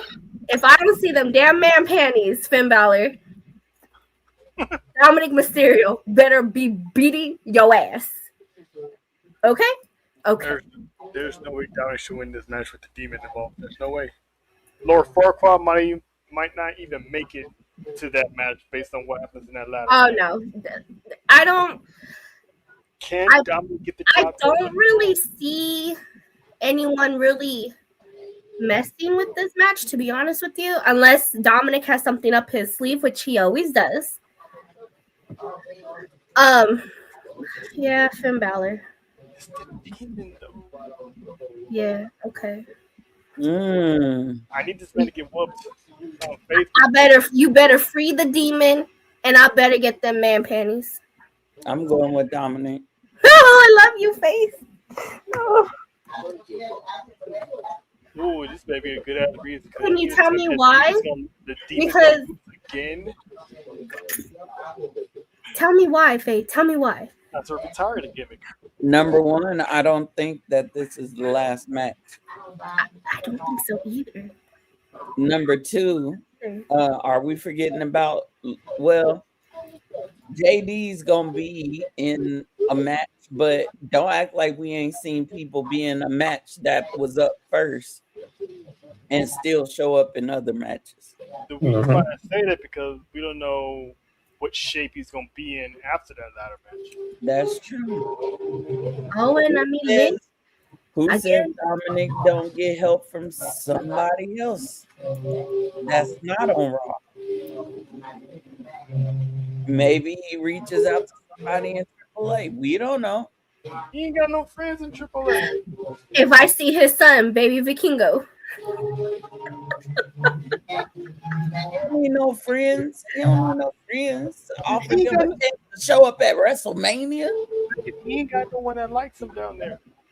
I don't know. I just got a feeling it's gonna be Dom. I could be ass wrong, and it's the demon. Finn Balor said he hates doing the demon because he always loses. Well, that and the makeup. He said he hates sitting for the makeup. Faith, I love you and I love your optimism, and I'm totally here for it because my heart wants to say Dominic will not lose at WrestleMania. To be honest, Nessa, that's what I'm doing it for you, girl. I love you. I love you. So basically, picking Finn. Got it. Josh. I smell more shenanigans, but it's gonna backfire in Dominic's face.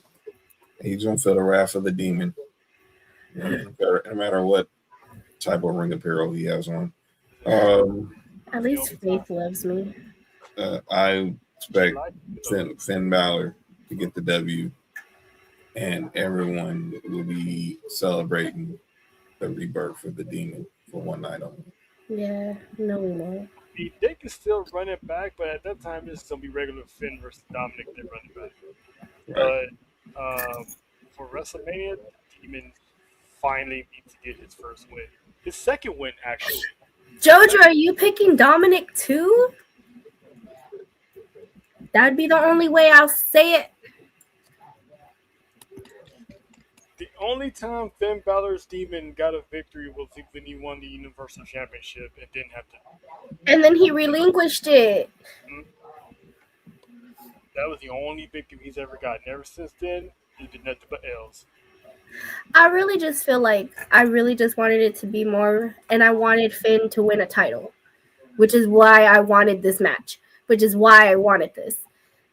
Exactly. I thought it was going to be for the Intercontinental Championship. Yes.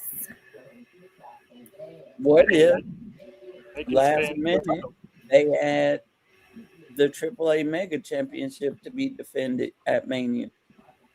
And El Grande Americano's gonna screw. Yeah, Dom.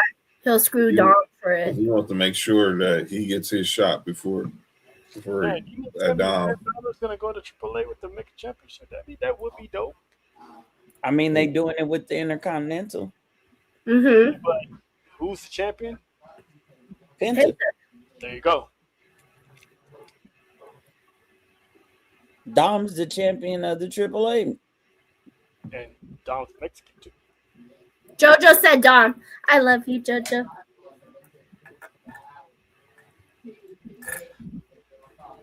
This is why I love these match cards this year, because there's a lot of them that can just go either way. They're not that predictable like we think it is. So Jojo will be there, the shoulder for me to cry on. yeah, because we're gonna be watching it on TV with a whole bunch of food, and it might be live too. So listen, it's gonna be cracking night too. It's gonna be happening.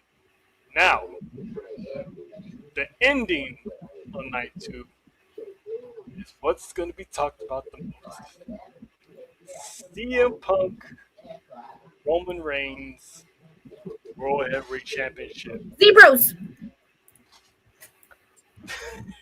Sorry, I had to do it for Jojo. Yeah, I get you. Oh, that's on the wrong one. Never mind. I had the Zeros on, but it's on the Monday show. I mean, technically, there's still no guarantee that Roman Reigns is going to win, but we all expect Roman Reigns to win. But, Nessa, you want to go first? With your butt?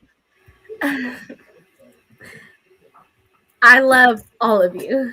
Jojo, Faith, I love you. And I will take whatever punishment you on a damn minute. Going for the people. I love you guys, and I will take whatever punishment that y'all want to throw at me. Hold on I don't think Roman's winning. Oh, I gotta go. I don't. I think CM Punk is retaining. Jesus, take the win. What?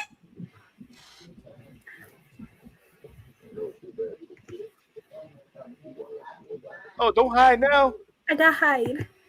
I gotta go to witness protection program. Jojo, check your text messages and I love you guys. I love you. Wait, I got it.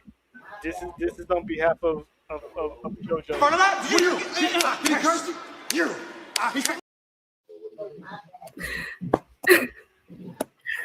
Now, I can see that happening because for this war, it necessarily may not have to have Roman Reigns as champion. But yes, why? I'm just saying for the alternate universe. But Nessa, why are you picking CM Punk? I don't know. It's not even that it's something I see. It's something I feel. I feel like Roman Reigns is not winning, and it has to do with the family aspect. Oh, I really. Ejectocito, cut!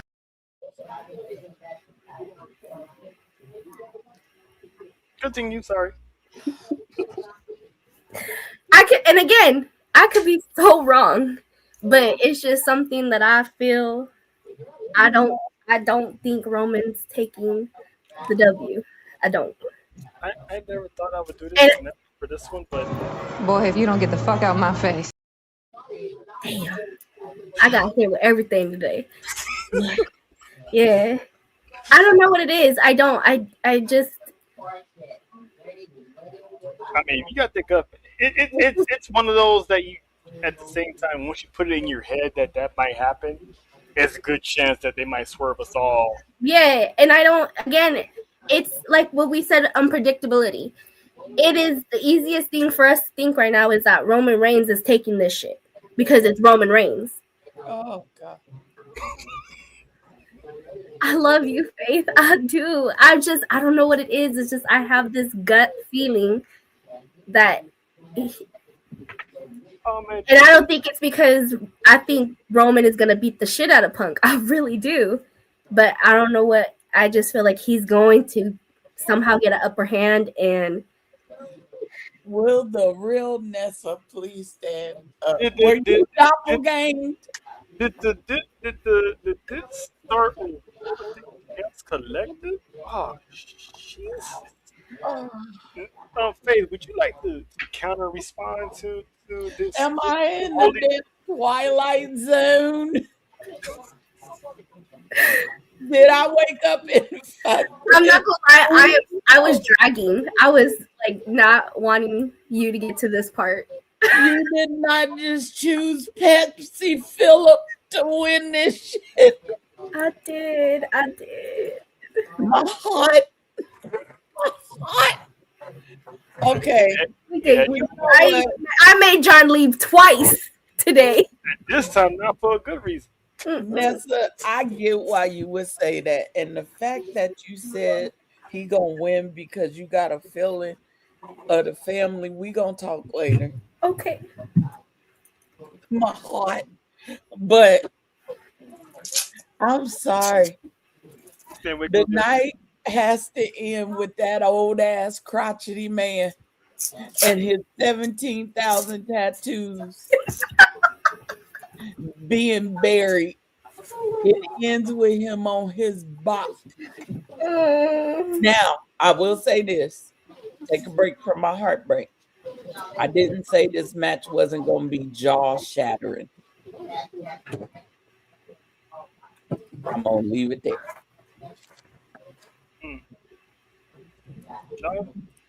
I get where you coming from. That's back to my heartbreak. I get where you coming from. And I see why you see in that. But that man gotta die. Okay.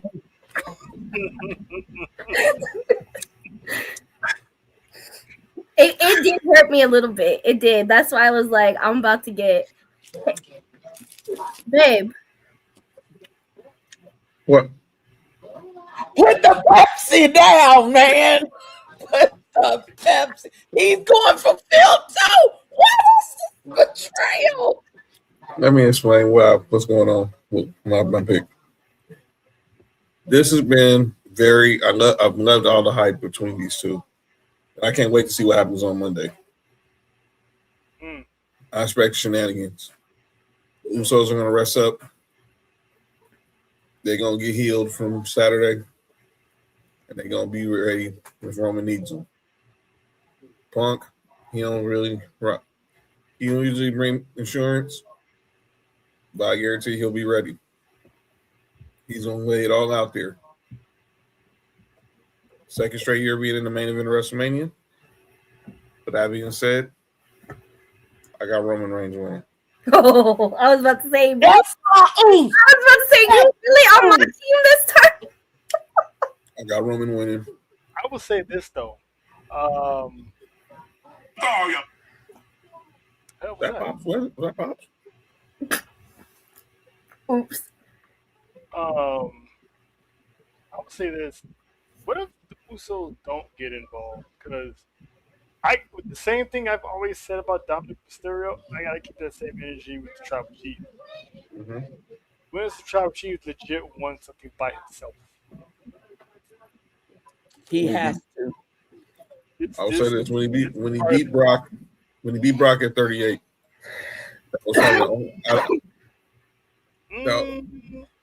there was no interference when he beat Brock at 38. That was the only one. Okay. He has to win this by This is his himself. arc, though. This is his arc. He told the Usos last year when he said he wanted to see them till Christmas that he needed to do this on his own. There was only one way this was going to work. He has to lead by example. He has to do this by himself. Now, shenanigans can happen afterwards. Cool. The only way I see the Usos get involved is someone gets involved on CM Punk's behalf first, Or maybe it's not even the Usos. or somebody. If Roman does not do this by himself, okay. Family's gonna lose faith in him if he doesn't. Okay, thank you, Trail. Thank you. If he doesn't do this and they have chosen Roman, I said this, what was it, a week ago, 2 weeks ago, maybe, Trail, I was on. Mm-hmm. If Roman doesn't do this by himself, if the Usos interference somehow cost him, it's gonna mess up the whole storyline of this war. Roman has to do this by himself. Win or lose, he has to do it by himself. The family has chosen him for something. And it's going to be that draws out an important member of this war storyline. You can't have somebody fight your battles and call yourself paramount. You just can't do it. And this is a different Roman Reigns too. Totally different. Look how he's dressing. Look at his mannerisms. Look how he's trying not to lose control of his emotions. This man's gonna be a killer. But that old ass man gotta die that night. I'm sorry.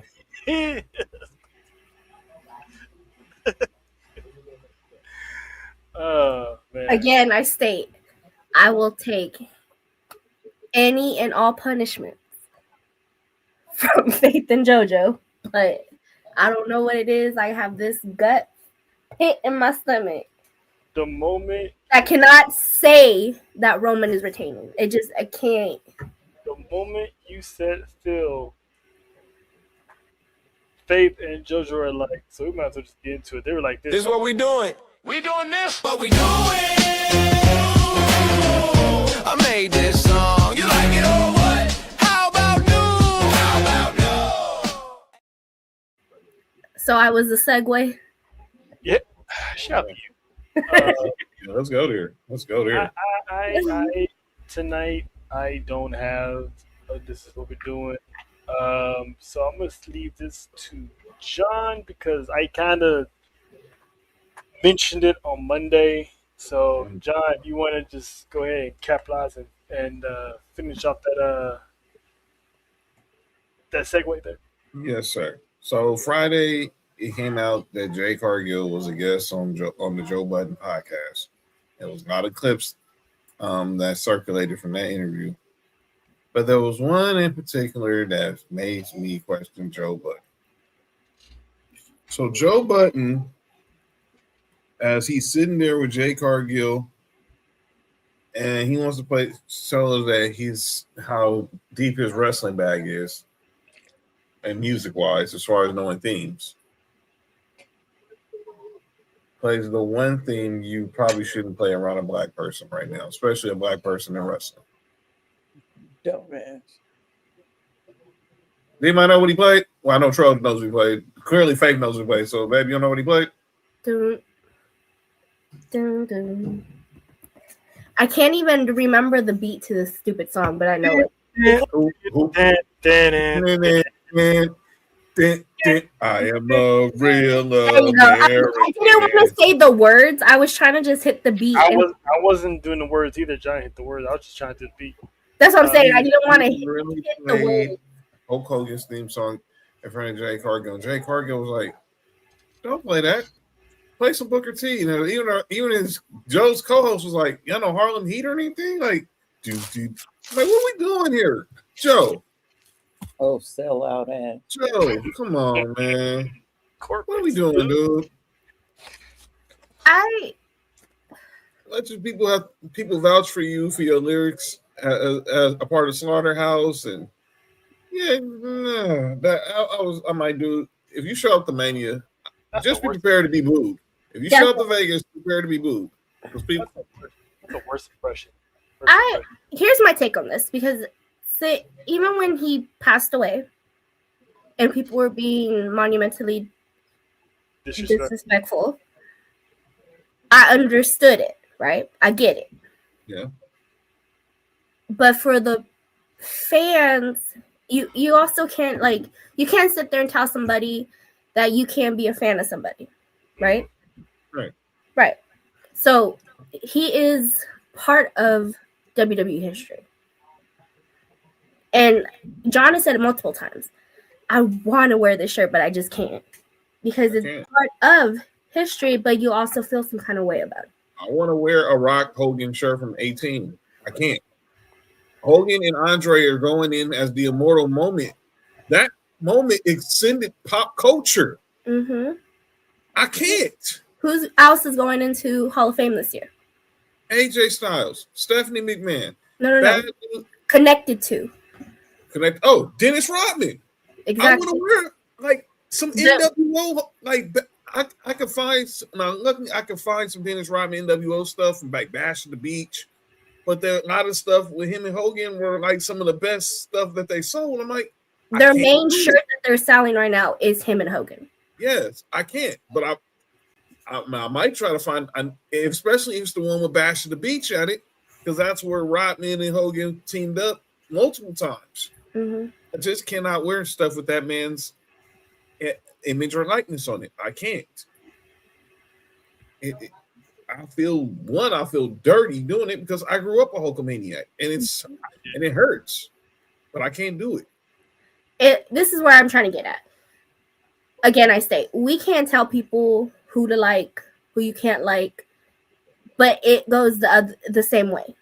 If I'm telling you, or you obviously see that I don't like this person, why are you gonna continuously try to bring it up or play something like that? Mm-hmm. If you don't want me to tell you you cannot like this man or respect your wishes on why you like him because you're a fan, you have to do the same thing on respecting wishes on why I don't. And they're going to have a Hulkamania exhibit at WWE World. And on that part, as a WWE fan, I see why they're doing it. Because again, I state, he is a big part of wrestling. And for everybody that don't want to admit that, he is. He is. You can't talk wrestling and not talk Hulk Hogan. They're going to actually be airing his documentary. They're having a screening for it at WWE World that Thursday.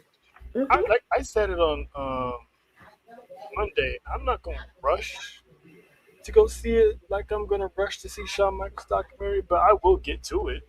I'm still intrigued about the documentary. I'm still going to watch it, but it's going to be one of those Saturday afternoon, there's no wrestling on, AAA is not on. I'm like, I guess. It's one of those things where no one really wants to talk about it, just the same way as no one wants to talk about Chris Benoit. No. You can't think, like for me growing up, I cannot think about wrestling and not think about Chris Benoit. He was a main part of my childhood. It's those situations that it's like you really put your foot in your mouth and just kept shoving it down. And I really want to like you, but I can't because of you're just the shitty ass person. Sad. And I'm actually interested in seeing a documentary because I'm pretty sure that's going to be addressed. The tapes or whatever with him and his wife, and then the whole, racial stuff. Mm-hmm. That's going to be in there. So I like to hear it from his mouth about these situations. So, quick question. Yes. Because I didn't watch that whole thing. I knew about the song. Did Joe play that song because he's a fan of Hogan? No, he was like, "This is for you, Jake." So he was pretty much calling her Hulk Hogan. Is that what he was trying to do? Because I didn't watch the interview. Like John was saying, he was proving that he has a wrestling bag, and he wanted to, play some music. And he's like, "This is for you, Jay," and he played that one. So that's why it came off kind of cringe because one, he said, "This is for you, Jay," and two, he played that, knowing the history behind that. So it just came off like, "What do you do?" Like, so literally. To prove his wrestling knowledge, he played Hogan's theme song, and then makes it knowledge by saying, "This is for you, Jade." Yep, and Jay shut that down. They said, don't let's stop that. You got something else? She literally was like, "You got something else?" She was like, "Play some Booker T." Yeah, she's more professional than me. I would walk off that damn. She was playing. She was. In other words, paraphrase. She was saying, "Where the black people music at?" Right. How does that prove your wrestling knowledge? It don't. Everybody know who Hulk Hogan is. It don't. That's great. There you go, Faith. I sent it to you. I sent it to you the message so you can see. It was. I mean, and let me be clear. I don't watch Joe's podcast. I don't subscribe to it, but I mean, you ain't got to watch it to see all the clips that go viral on there. Yeah. Joe's has one of the biggest podcasts in the world, but this was not a good look for him. Mm-hmm. Like I said, if he pulls up the Mania, he needs to be prepared to be booed. Definitely. He's not gonna get booed by black people. Yep. Yeah. Faith, you got anything you want to call out before we go to the acknowledgement? Show do. Uh-oh. Show do. Shoot. Nessa. Oh boy. Oh boy. You's in trouble. Ooh, you's in trouble. I can take it. No, I can't. Don't do it. You know what? I'm gonna cry about it after we get off this. I'm gonna run to my bedroom and cry a little bit. She gonna cry in the car. Crying in bed with a wood follow. I'm gonna cry while I kick an empty Pepsi can. I'm gonna cry. Hey man, do not disrespect the brand like that. I would gladly kick a Pepsi can for you. Oh no, I have something I want you to do. I'll even crush it. I got something I want you to do to redeem yourself. When y'all go to Wrestlemania,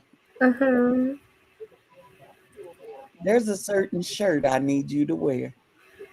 Oh shit! You better not say it. There better be two names that better not come out your mouth. All I'm gonna say is, please tell me you can look but you can't touch. All I'm gonna say is, you are cursed. You gotta put on a Danhausen t-shirt.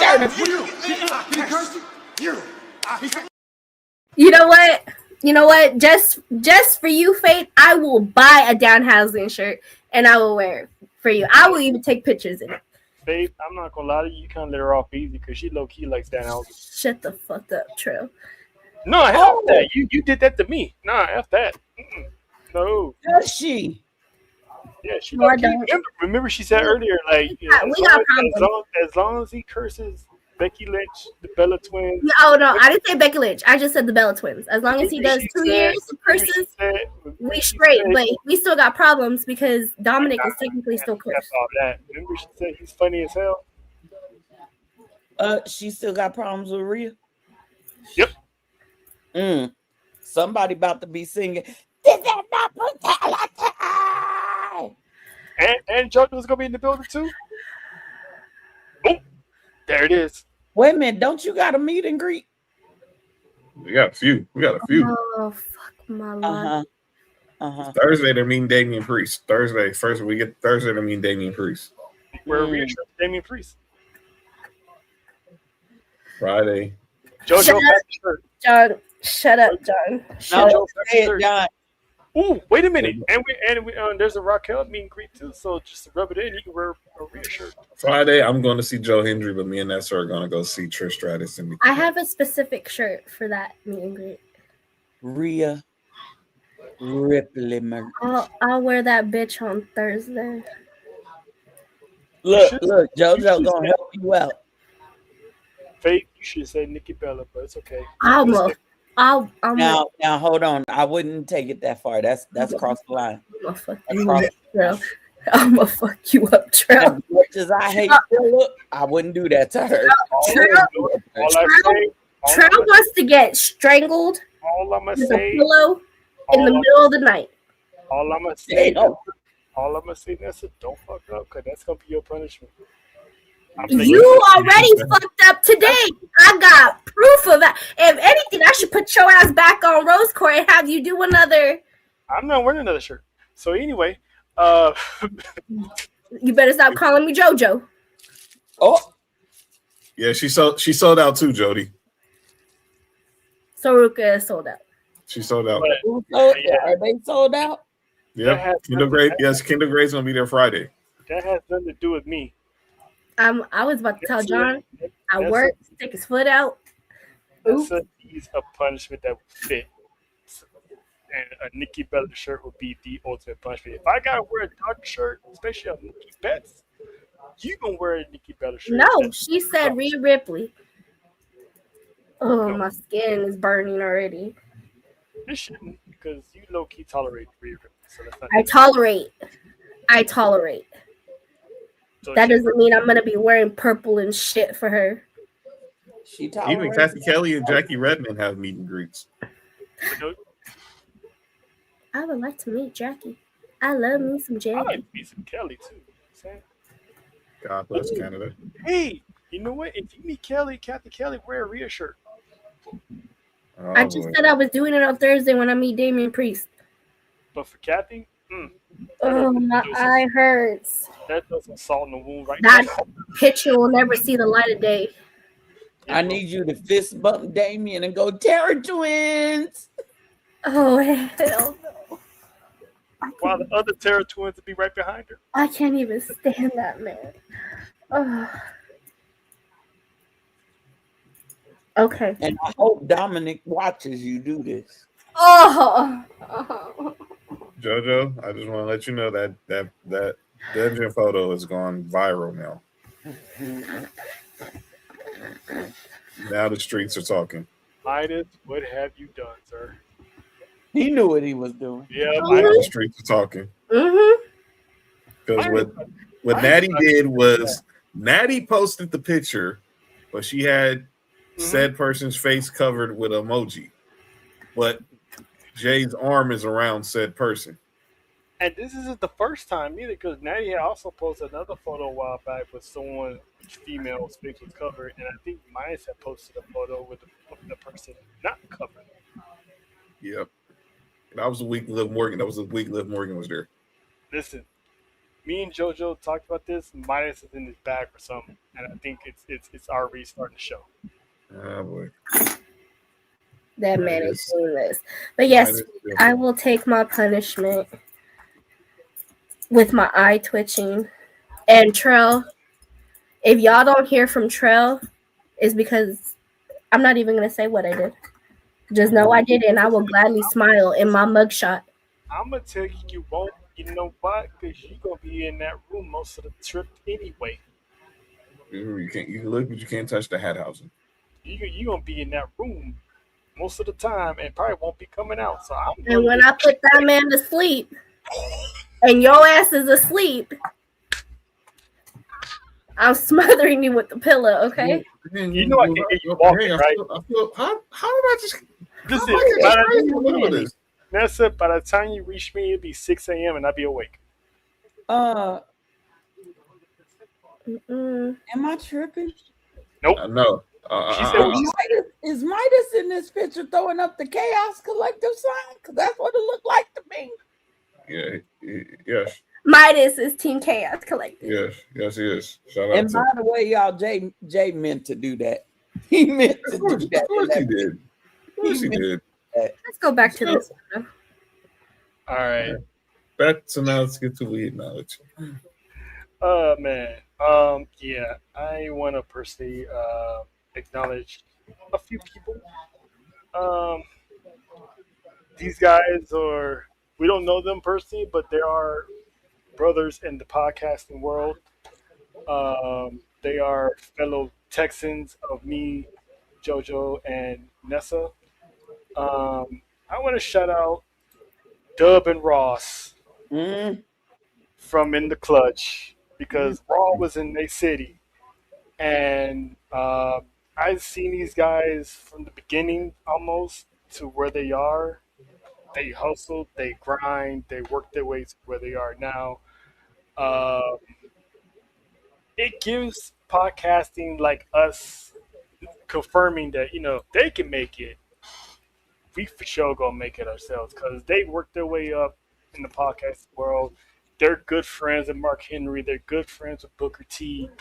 They have, they've been on theirs. They've been on. I think they've been on Busted Open, if I'm not mistaken, with Mark They Henry. did. They did. So those two guys are doing big things. They went from working 9 to 5 jobs to basically doing whatever they want, being able to travel whenever they want, take care of their peoples without any hesitation through hard work and dedication. So I just want to shout out Ross and Dub. Y'all go subscribe to In the Clutch because not only do they do wrestling content, they do reactions, they do gaming on their Twitch channels as well. Those guys are pretty much trendsetters, and they're one of the reasons why I wanted to do wrestling podcasting content and all that stuff. So shout out to the boys. Shout out to them. They do Bible studies too, by the way. On Wednesdays. And shout out to Dub going to look for Brock Lesnar after the show. Right, he was cruising the street just looking like he had all you needed was the Boys in the Hood saxophone when Trey was in the back seat. He hate that man with a passion. He does, all because he beat The Rock. That's a childhood passion he hates. So shout out to those boys because they're gonna be Texas legends if they're not already. They do a big thing to the Star State, so shout out to them. John, you got anybody? Yeah, I should just put it in on the overlay. Obviously, Saturday we did our watch along for Stand and Deliver.